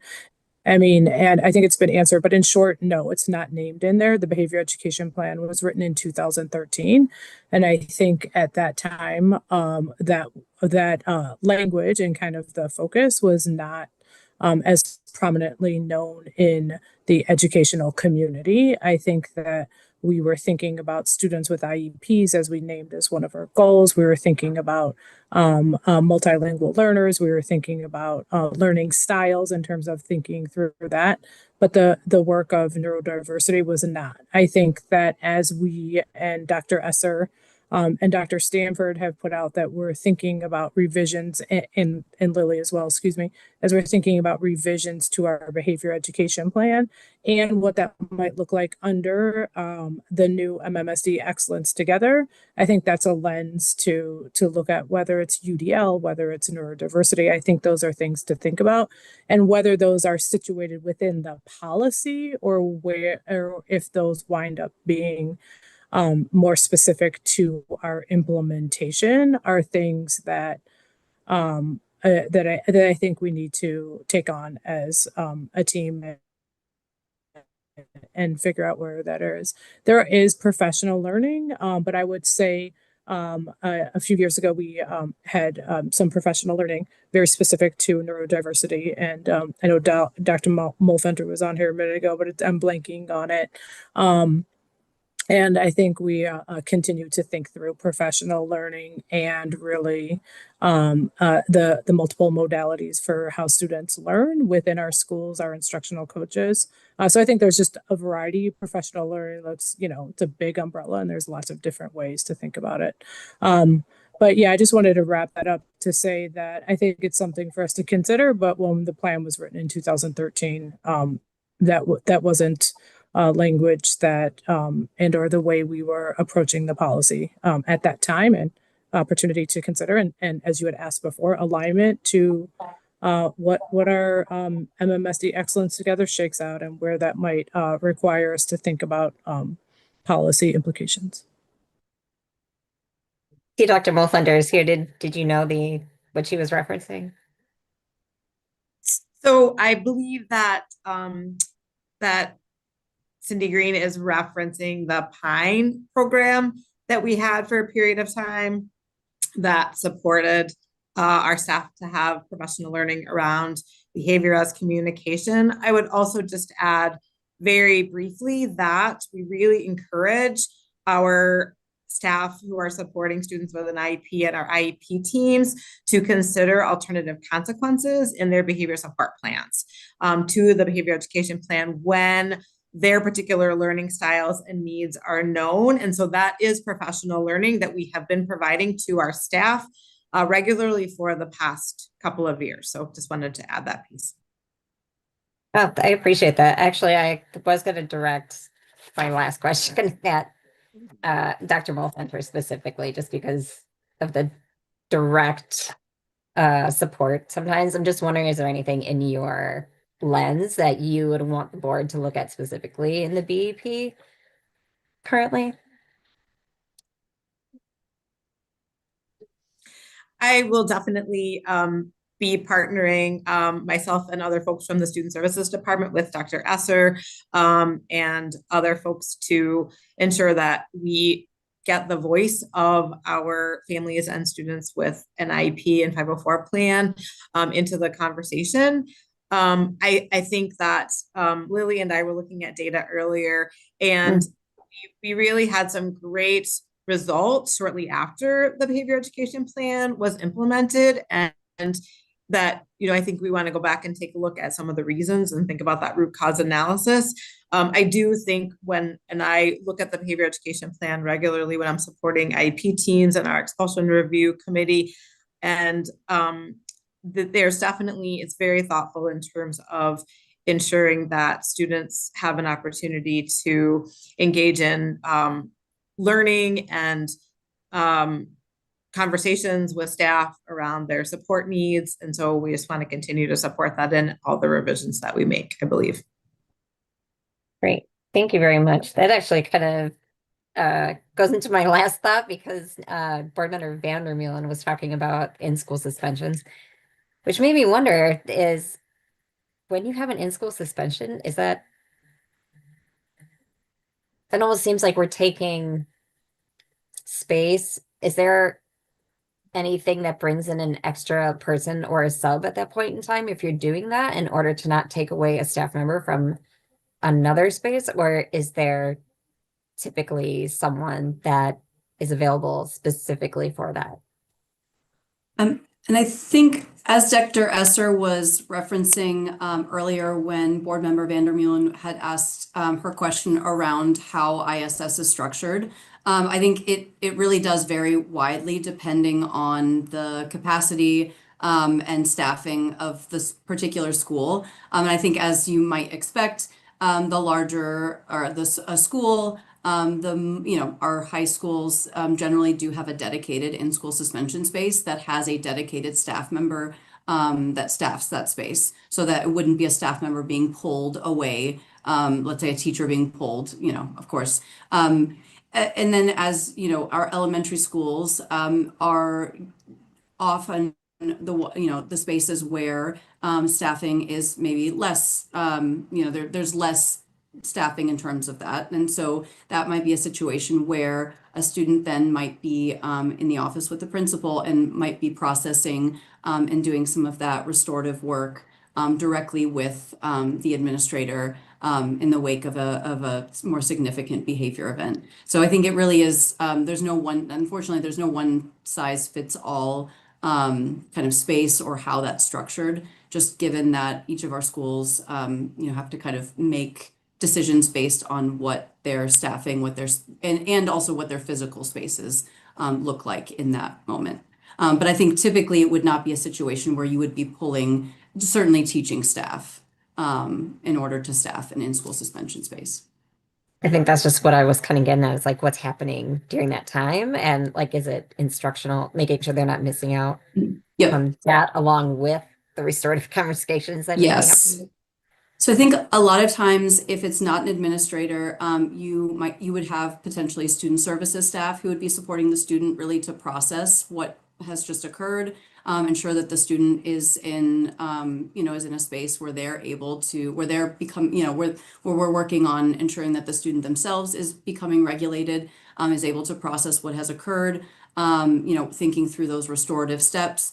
And then, yes, depending on the timing and the length potentially that the student might be out of the classroom, ensuring that the student has access to instructional material, and then is with an adult who is able to support them in that learning. Again, depending on the length that they might be out of their classroom. Thank you very much. I know that was a lot. Thank you, Chair Muldrow. That was it. Thank you so much, Board Member Saravo, for your questions and comments. You started at 7:02. It is now 7:22. Board Member Vandermeulen, I saw your hand, and then Board President Nichols. Two things, one comment, one question. In 2019, I tried to update the language to the behavior education plan to include the word neurodivergent. It was not voted in 2019. The second issue or question I have is on the, hold on, let me rethink this for 1 second. Lost it for a second. The behavior education plan, I know, is an important document, and I know that students need that. Being said, I also know it's state law. So is it possible, Cindy, that we get a copy of the plan that we're required to turn into DPI on December 1st every year, that shows our numbers and how we're handling it? Because that would be required under State Law Act Section 118. Board Member Vandermeulen, could you just clarify, you referring to the restraint and seclusion report that is required? Yes. Yeah, that report was provided to the Board of Education in weekly updates in the week of October 1st. We're required to provide it to all of you in October. Yes. Because I thought it would be linked to this, which is why I didn't see it in October. Yep. I appreciate it. Thank you. Absolutely. You're welcome. Thank you, Board Member Vandermeulen. Your second round of questions started at 7:23, and it is still 7:23. Board President Nichols. Thank you, Chair Muldrow. Thank you to the team again for presenting tonight. I recall, I don't know, the last time that we talked about the behavior education plan, which has been a while. I remember us focusing on the importance of strengthening the culture and climate teams, some of the professional learning for culture and climate teams. And at that time, there was recognition that, the district was kind of rebuilding some of the systems, some of the structures. There had been a lot of turnover in the district. And so there was a lot of just kind of rebuilding and recalibrating that I remember you all were talking about. So my question is directly connected to the high impact actions for now. And on the slide where it says what the district can do, it says it can provide culture and climate coach professional learning related to equity, adult mindsets, data analysis, and action planning. And it also says to coach the culture and climate teams to strengthen equitable classroom and school-wide practices. I'm just wondering at the district level if you could just share a little bit about what your current structure, your current team structure is, how you all are supporting 52 schools. And, I think from a resource allocation perspective, from a board lens, I guess I'm curious about it. Are there additional resources needed? Or is it just the dedicated time that was referenced kind of in the near future revisions and changes? So again, just wondering how the district team is set up, how you all are going about supporting schools, and how are things relative to maybe a year and a half ago when there was a lot of rebuilding and calibration that was needed. Thank you. I will start, and then Cynthia, I think I'm glad you came on. So our culture and climate work, I would say, in comparison to the last conversation, has reached a strong level of stability with great leadership and an amazing team supporting. So each of our schools is assigned a culture and climate coach, and they partner with the school-based folks. We've also had some breakthroughs in our professional development structure and how we're able to better support those coaches. And really just really reinforcing the critical importance of having that time and space for that learning. But I'll let Cynthia talk a little bit more about the specifics related to how that's looking and how our team is supporting in schools. Thank you. Yes, so this past summer, we were very intentional about culture and climate in focus. So in August, we held our Culture and Climate Institute where over 350 people attended. We had guest speakers. The focus was on strengthening our universal practices, as well as looking at our universal systems through an equitable lens, and how are we centering the student experience, creating belonging, as well as looking at our teaming practices to promote a strong universal system, as well as thinking about how culture and climate impacts our schools on an individual basis. From that stemmed our culture and climate coaches training. So there we identified our cadence for the year and what our training was going to look like. Fortunately, we were able to get 4 additional days this year to do training with our culture and climate coaches, which has a focus on adult mindsets, data practices, and student success, along with teaming practices. So that has been the focus of our professional learning. Upcoming for our training in December, we have an intentional focus on how do we analyze data. So we get the climate survey data every year, and we want to be very intentional about like, how are we using that data to drive action? So we have this data, but what do we do with it in a way that is meaningful for our schools and leading our culture and climate coaches to be able to analyze the data in ways that are effective. Awesome. Can I just ask a couple of follow-up questions? Cynthia, thank you. So when you say that every school is assigned a culture and climate coach, is the leading premise that district coaches lean in and go out, or is it that schools are requesting, or is it a both and? It really is a both and. We definitely have schools that will request district office support more than others. We do try to check in with our schools quarterly, every other week, every week, depending on their needs. So it really is up to the school in terms of what they feel their needs are. And then our district coaches are there to provide support. Mm. And a system like ours that has 52 schools, do you all, as kind of the culture and climate district team, do you all try to assess the, like, where you think schools are in terms of their culture and climate teaming structures, how they're using data, how they're coming up with like innovative ways? I'm just curious how across the system you all have because I'm sure you're not a super big team, right? That is correct. There's 5 of us. Okay, so five folks for the 52 schools. Yeah, and of course we have way more elementary schools than we do secondary, but I'm just curious how you all are able to assess which schools might need more supports, more I don't know, suggestions and interventions to get things moving? Or are you looking at some kind of student data to also identify schools that might need additional assistance? Yeah. So as much, oh, sorry, go ahead. Yeah.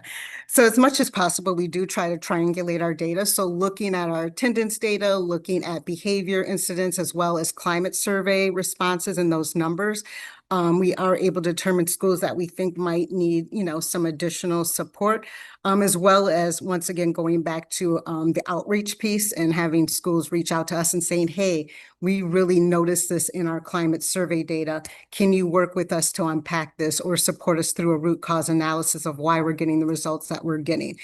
So we really try to use our data as a way to say, hey, these are schools that we might want to check in on a more frequent basis, have some connection points, and see what they're, and how things are going as it relates to their universal systems. We also have our universal framework document, which outlines universal practices, and we use that as a coaching tool to check in on areas such as classrooms, school-wide data, and teaming practices. So that is our grounding document that we use in order to determine like where schools are at with some of their practices. Awesome. My last follow-up is tonight you all spotlighted 3 schools, one at each level. Were those 3 schools selected or asked to participate tonight because you see them as having some pretty innovative approaches, or their data is trending in the right direction, or some other criteria that you might identify? And if so, if they were kind of chosen to be kind of exemplars, how do you spread and share that information with other schools as you're seeing things out there and you're learning things?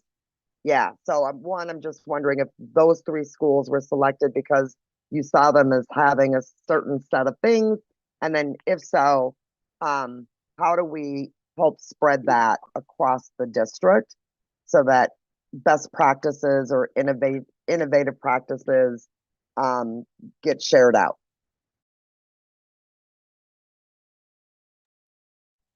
Great. That's a great question. We are really working hard in coherently designing our student services and our culture and climate coach professional development. So to the extent that is possible, we're doing a lot of that, like coordinating and connection in our role alike meetings, having schools present and share, having opportunities for cross-school collaboration, that sort of thing. I believe that one area of growth for us, and this ties to your previous question, is stating from our universal framework, what are the the must do. So we know the things that are going to impact our data, and we know that they're currently not. And so where is the gap from our implementation to our outcomes? And then what's our role at central office to lean in with schools to address those pieces? And then on the other end of the spectrum, where are we seeing promising practices that are really strong that we need to lean into so that we can replicate and scale those district wide or at least level wide or however appropriate. So definitely looking at the layers of what is going well and what where there is growth.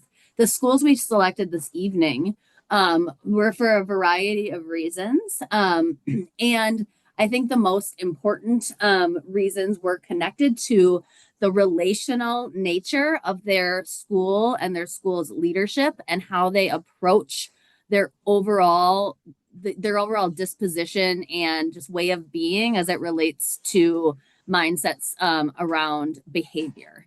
And so from that leadership lens, that was one piece. We also wanted to bring you examples of practices that are clearly outlined in the behavior education plan to show how those actions have impact in schools. I think one of the most challenging things about our behavior data overall is that there's a million different ways to look at it, and there is an incredible amount of opportunities to get at the issues. And so part of our thinking is really that diverse approach from schools and how they're authentically making policy required things like an alternative to suspension into a really meaningful opportunity. It does not necessarily mean that that the schools that presented tonight have absolutely perfect data. That's not the case.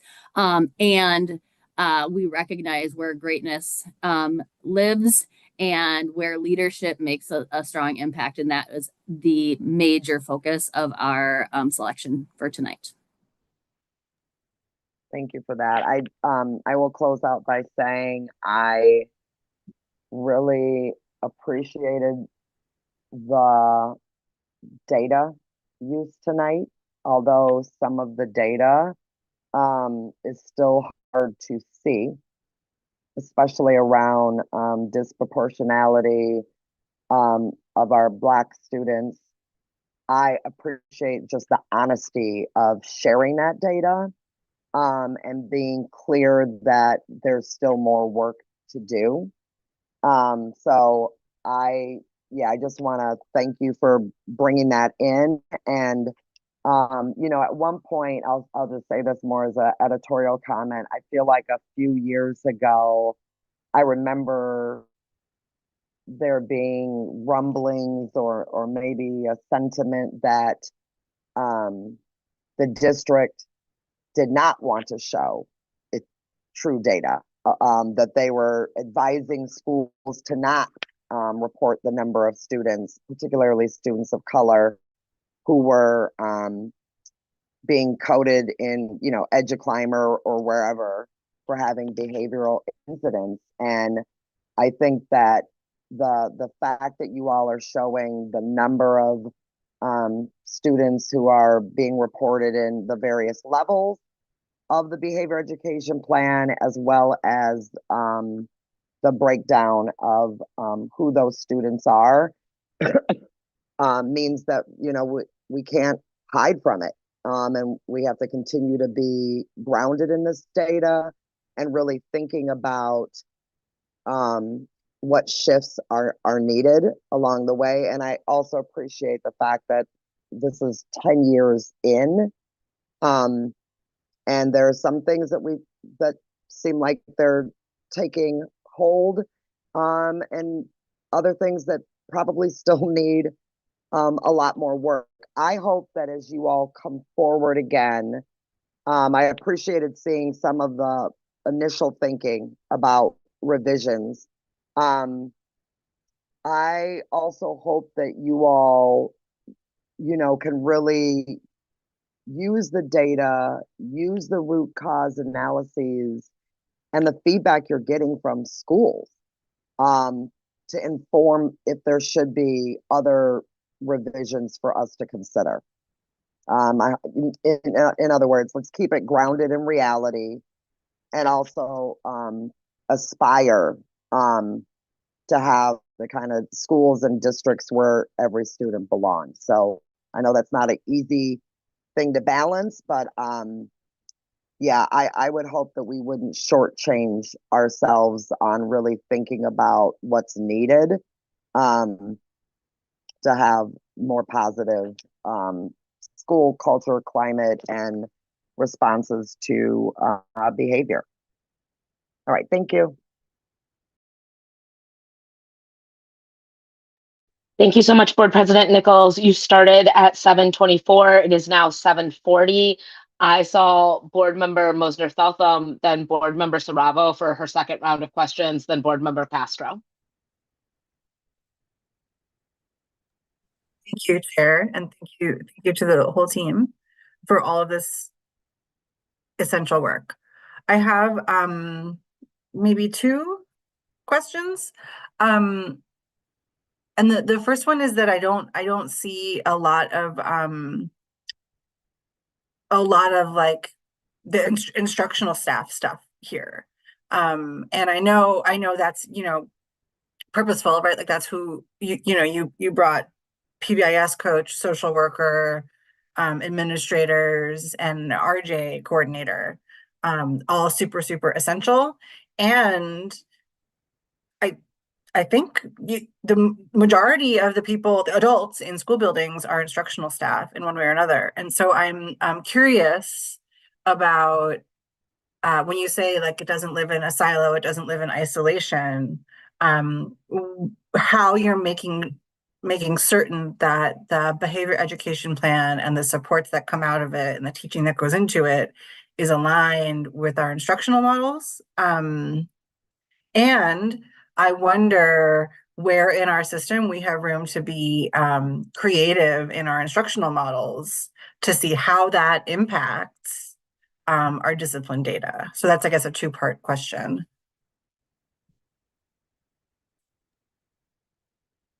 Yes, thank you, Board Member Mosner-Feld.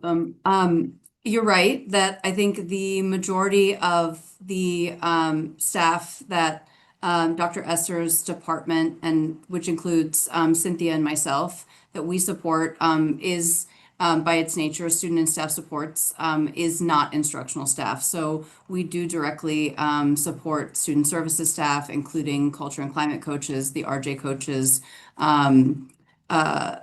the school psychologists, as well as social workers.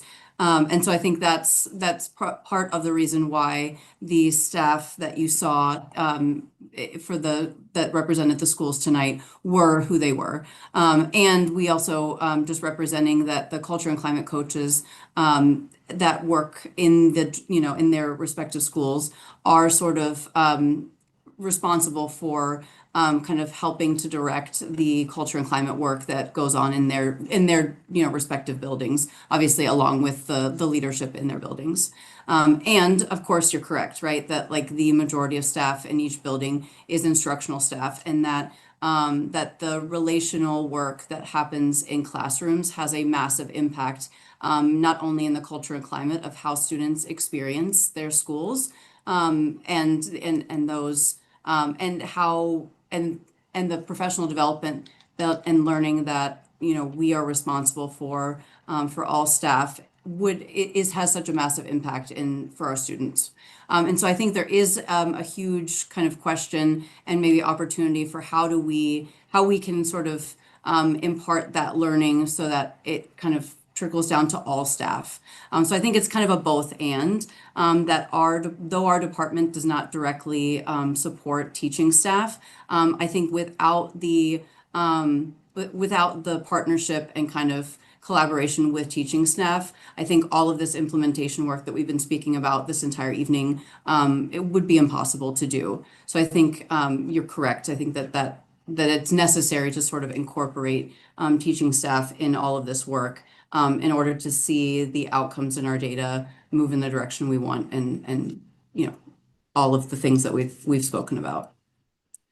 Can I just add really quickly that I think it's also important to note that there are cross-functional teams that exist within the schools, such as the school-based leadership team that does include teaching staff, as well as SSIT, which is the student support and intervention team. And several of the schools also have culture and climate teams as well. So there's intentionality with leadership and making sure that we are including, or that they are including, teaching staff as well when this work is being done in buildings. Thank you. I wonder if there has been, I'm thinking about, I'm actually thinking about outdoor time and recess time at the younger ages. And I'm thinking about the needs of a real young person to get those wiggles out. And I'm right as it relates directly to sort of like how they can show up as learners and how they can show up as classroom community members.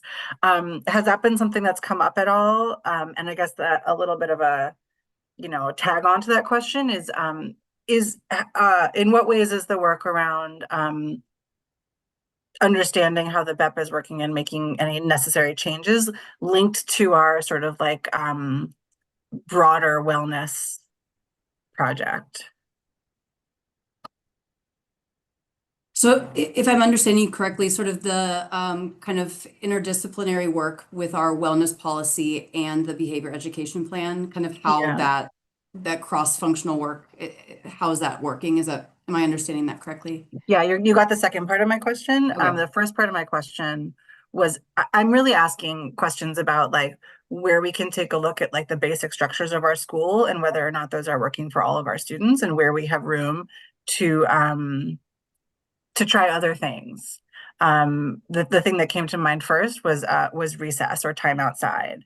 I know we have a half an hour of recess, which is amazing. Are we seeing that maybe we need more? Are we seeing that there are structural elements that are built into our model that are ripe for change? I can start, and then maybe Cynthia can talk a little bit about our wellness collaboration.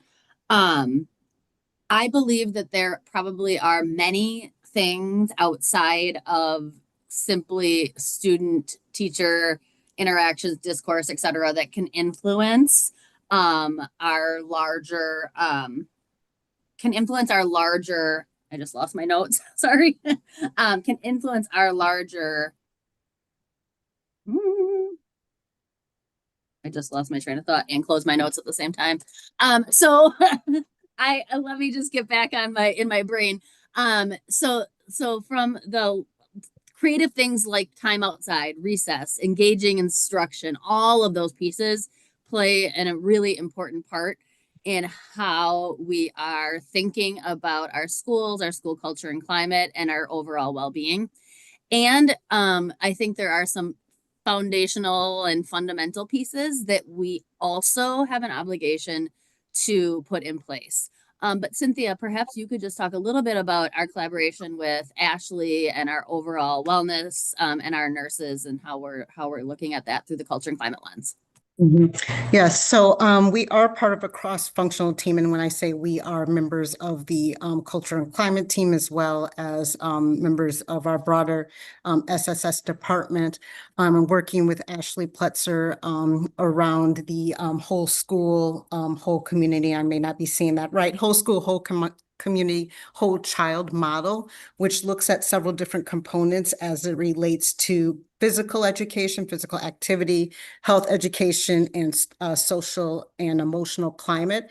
So that model is really encompassing a lot of the work that we do. So we have been having semi-regular meetings to talk about what some of those core functions of a social emotional climate fits into that model.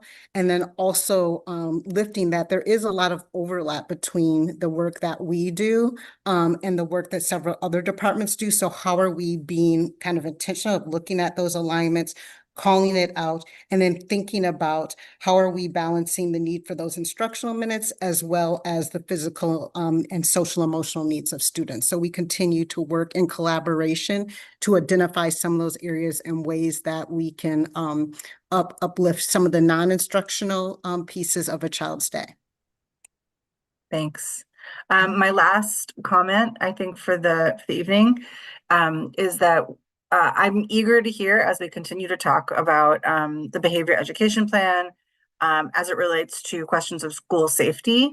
When there are students who are maxing out the BEP, right, who are not responding to those tier 2 or even those tier 3 interventions within their school, something I've become interested in, and this is not a question, this is just a comment, is what type of alternative instructional models we have, not as what do I want to say, not as exclusionary, but as alternative. When I talk to staff members, they say, well, there's always going to be a layer of kids for whom what we're offering is not meeting their need. And then staff saying we don't have another option.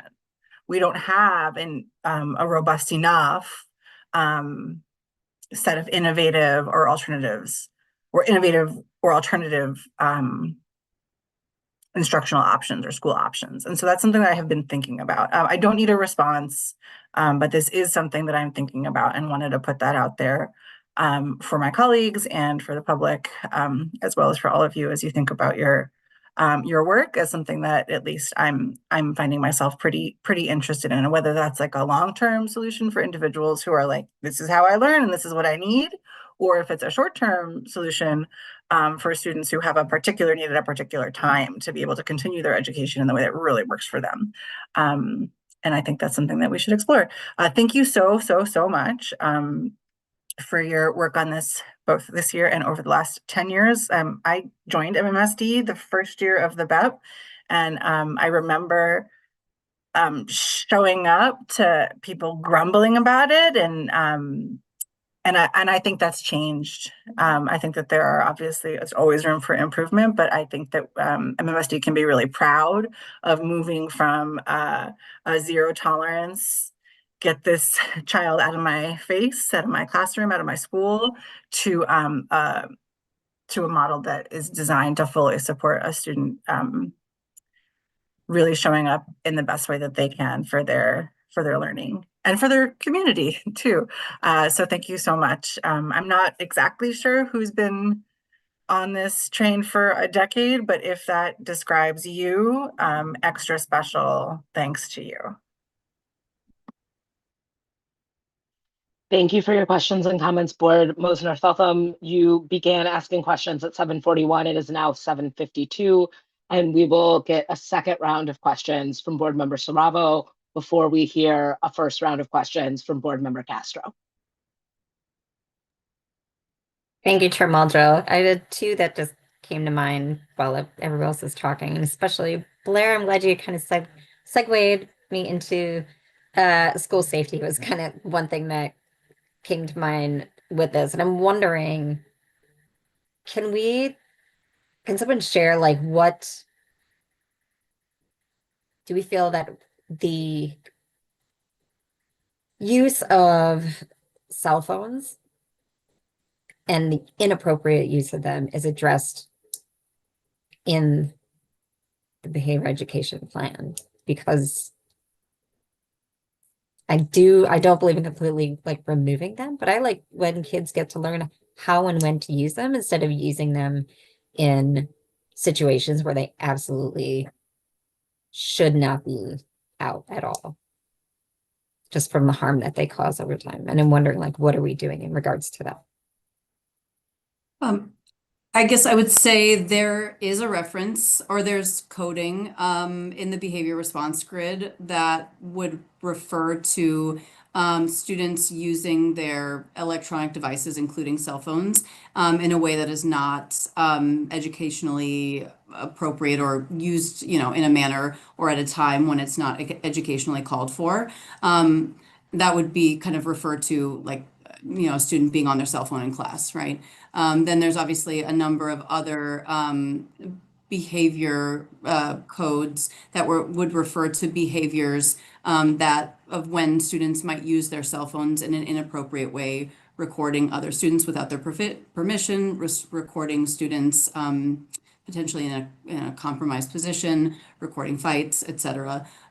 So that kind of runs the gamut. There's a number, and I imagine if you asked school staff, probably opinions would vary, but I think most of our schools have their own rules and expectations that they present to their student bodies about how they expect students to engage or not engage with their cell phones during instructional time and then, during lunch, etc.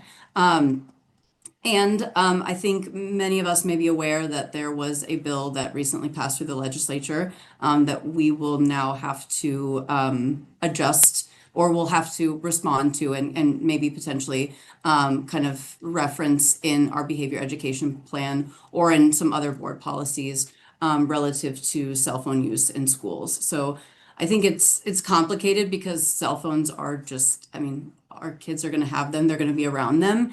And so kind of responsible use is something that they will need to learn. I think it's also hard because cell phones have created a situation where, they can create sometimes unsafe situations. So I would say like all of our schools have policies and the behavior education plan has a number of codes within it that would refer to, behaviors where students might be inappropriately using cell phones in a number of ways.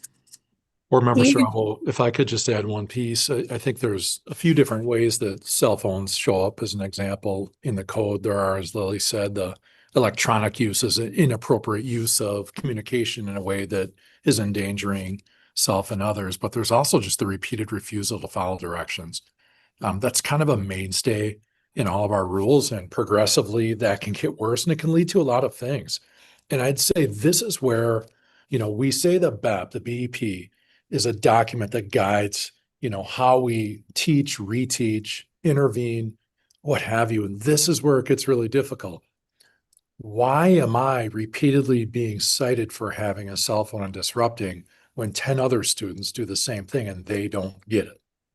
I mean, a lot of what we're not talking about are these kinds of things through the student's eyes, that they see that can lead to some real challenges to the culture of the school.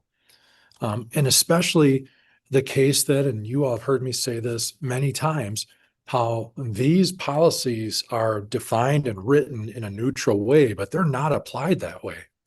How do I know that? Look at our data. Look at the data of any school district that's like ours, and that's where the real work is. It truly is. It doesn't matter what we have in a code of conduct, student rights and responsibilities, BEP, whatever you want to call it. I've called it all three things in the last 10 years or so. And it really truly comes down to the social contract of how students show up in a space and how the adults in that space are going to interact with them around what you deem to be acceptable and not.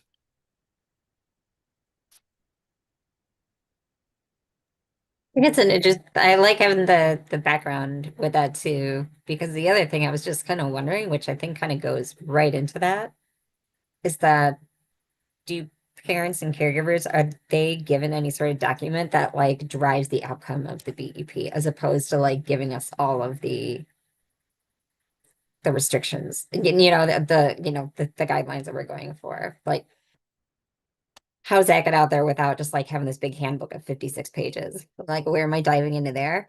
Or like, where are the proactive pieces of that as well, with highlighting the successes and the things that you're looking for while also recognizing all these strategies going on at the same time? Has there been anything else besides the handbooks that parents have access to that kind of breaks some things down, or is that the document the document?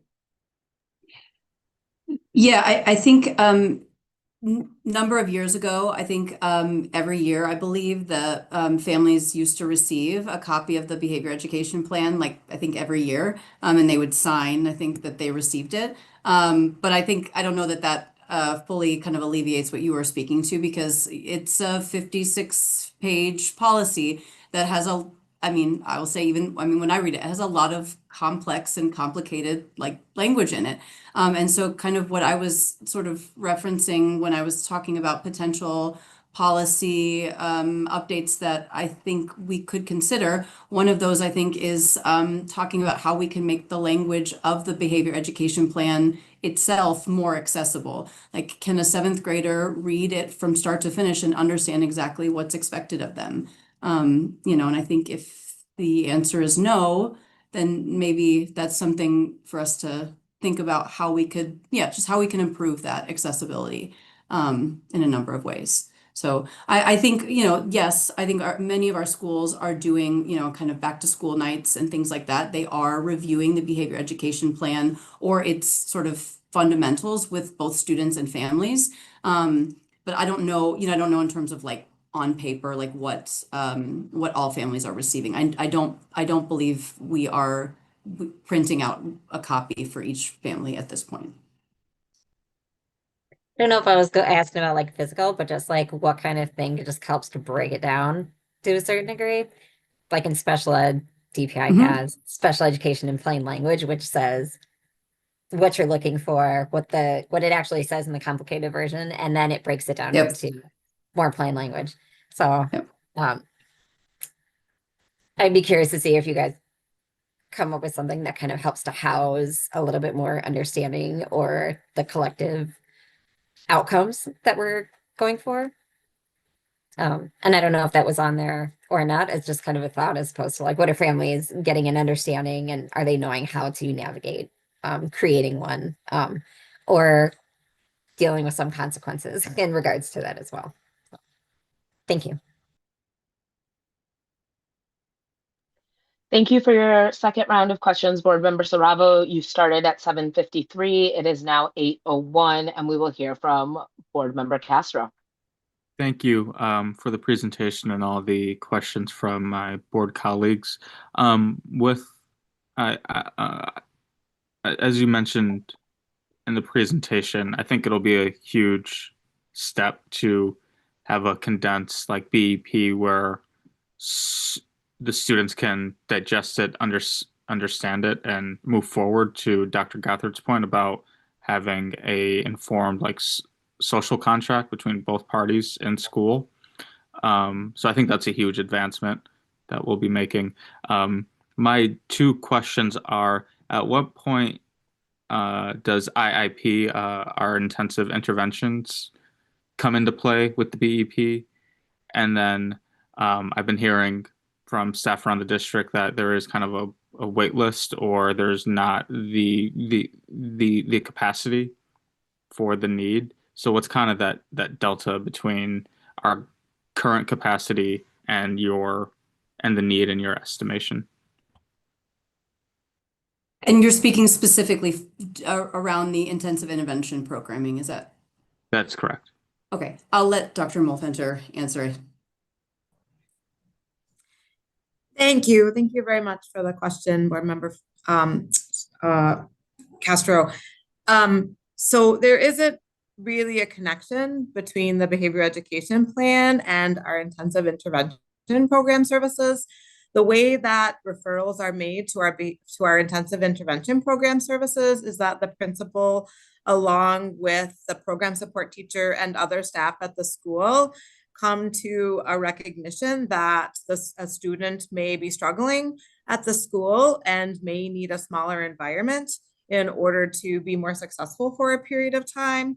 And so there's a referral process, and then there's a time where our intensive intervention program services director and staff meet with the staff at the school and go and observe the student and talk about what the student's needs are to determine how to best support them. We do occasionally have a bit of a wait list for those programs, and that's dependent on whether the programs are fully staffed and also how the interactions between students may be known or unknown. So sometimes if there are 2 or 3 students from a particular school who are referred, who may struggle together, then we want to be really cautious about the configuration of students. But there is a referral process, but it really isn't about behavior referrals for a student. It's really about what the school team and IEP team believe is going to be most successful for the student. Got it. I think to board member Mosner-Feltham's point, it seems like sometimes some students like max out on our interventions. And so to think about more investment in our alternative programs for students who may need a different educational learning environment. Thank you. Thank you. Thank you, Board Member Castro. You began asking questions at 8:02. It is now 8:04. I am not seeing any hands up, so I want to add myself to the stack to just say that I hope when this comes back to us that we are able to have a conversations about cell phones and screen time, about play and recreation, about restorative justice, and particularly the feeder pattern proposal we received from the Y a few years ago. I think given some of our restructuring and shifts in leadership, it could be really interesting to talk about an expansive relationship to restorative justice that includes our elementary school students getting those skills and access to kind of that space of leadership within restorative justice. I would love to hear about how we're leveraging circles of support and supports outside of the community. So when conflicts in our school maybe are not necessarily originating in our schools and go beyond kind of the walls of what we do, how are we leveraging our partners in the community to address that? I would love to see a what to do when. So if we're saying, do not film your peer when they're fighting, what are we saying to do instead? Are we letting kids know, hey, this is how you can de-escalate an altercation. This is how you can go get an adult. Here's what you should be doing. The other thing I would love to see us talk about is how we celebrate positive behavior. So I would love for the behavior education plan to have an expansive relationship to when students are taking responsibility, when students are demonstrating positive behavior. I'd really like to understand what we want from our young people in order for them to be considered well-behaved, especially because we have such a pronounced racialized dynamic when it comes to behavior. I would love to look into what are alternatives to suspension. I would love to look into, when we're talking about a suspension and what it means to think about something like detention or, a different approach if we know suspension isn't particularly effective.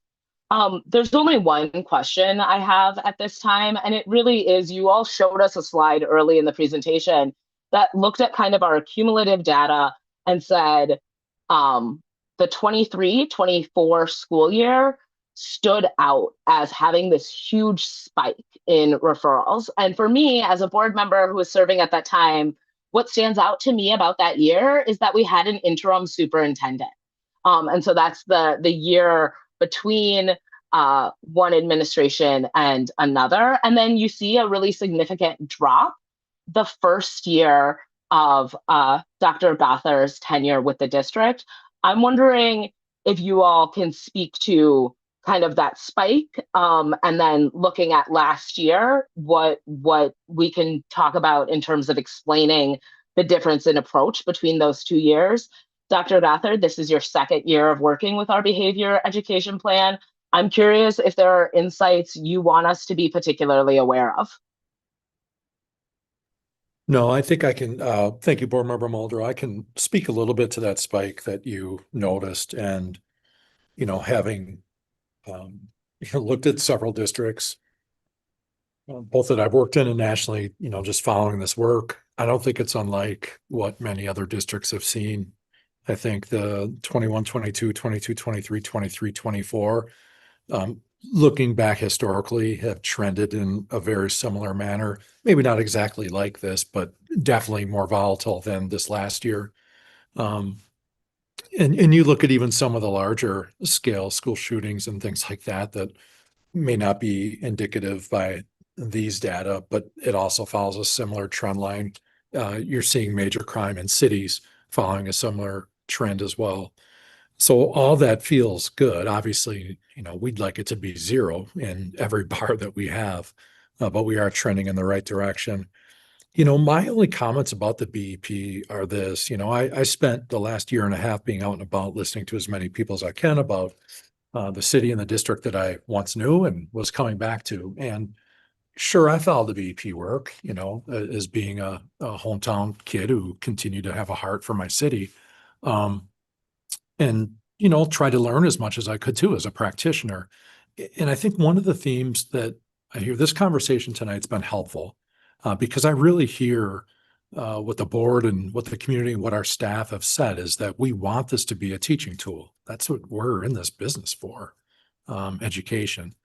And there are many barriers to that. There are many reasons why we're successful, and we're trying to identify reasons that we're not in some cases.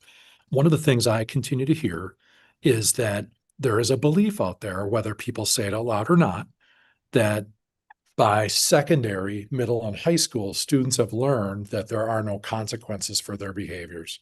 And there's a belief, and it could even become a bias, that because of that, students are misbehaving more, or behaviors are more severe, more extreme.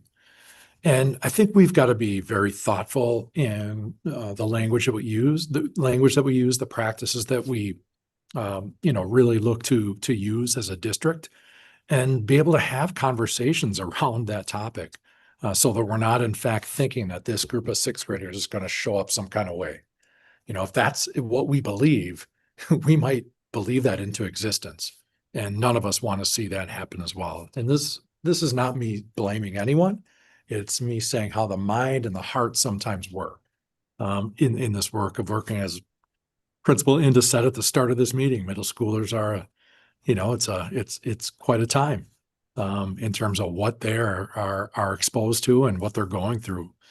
So I think more than anything, we need to continue to find a way that the BEP, as I said earlier, becomes a social contract. There's understanding, there's belief in it, there's value in it. People see that this is a resource so that I know what's acceptable and what isn't, and that if there are consequences for unacceptable behaviors. And my education means so much to me that I want to make sure that I'm learning how to avoid those kinds of mistakes. I mean, that's really what we're talking about here. That's the purpose of having rules and regulations to guide student behavior. I greatly appreciate you speaking to that. And I also appreciate you speaking to, I think, kind of the elephant in the room when we're talking about school safety, which is, we spend a lot of time preparing for pretty extreme violence in our schools. We are like less than a year ago, we saw a shooting in this community at a private school that was perpetrated by a young person. And it reminds me that part of this work is the work that we do to partner with families and parents. We can make whatever policies we want, but if our children have access to guns, are able to bring those kinds of weapons to school, it will definitely undermine the documents that we have created. And so I think we need to be really honest and realistic with our community about how much we need to be working together to make our schools safe with our young people and their families. I think there is a lot of work to do, and I am tremendously proud that I get to do it in partnership with all of you. I want to make sure that our student representative, Board Member Claire Lee, do you have anything you want to add to the conversation before I entertain a motion to adjourn this evening? All right, thank you so much for being part of the conversation, y'all. With that, I will entertain a motion to adjourn. Thank you, Board Member Vandermeulen. I'm sorry, I thought I heard second, but Second. Second. Oh, go ahead. thank, Xavier. thank you, Board Member Castro. All those in favor? Aye. All right. Good evening, everybody. And thanks so much for being part of the conversation. That motion carries unanimously. Good night. Team, good night. Thank you, everyone. Good night. Thanks, everybody.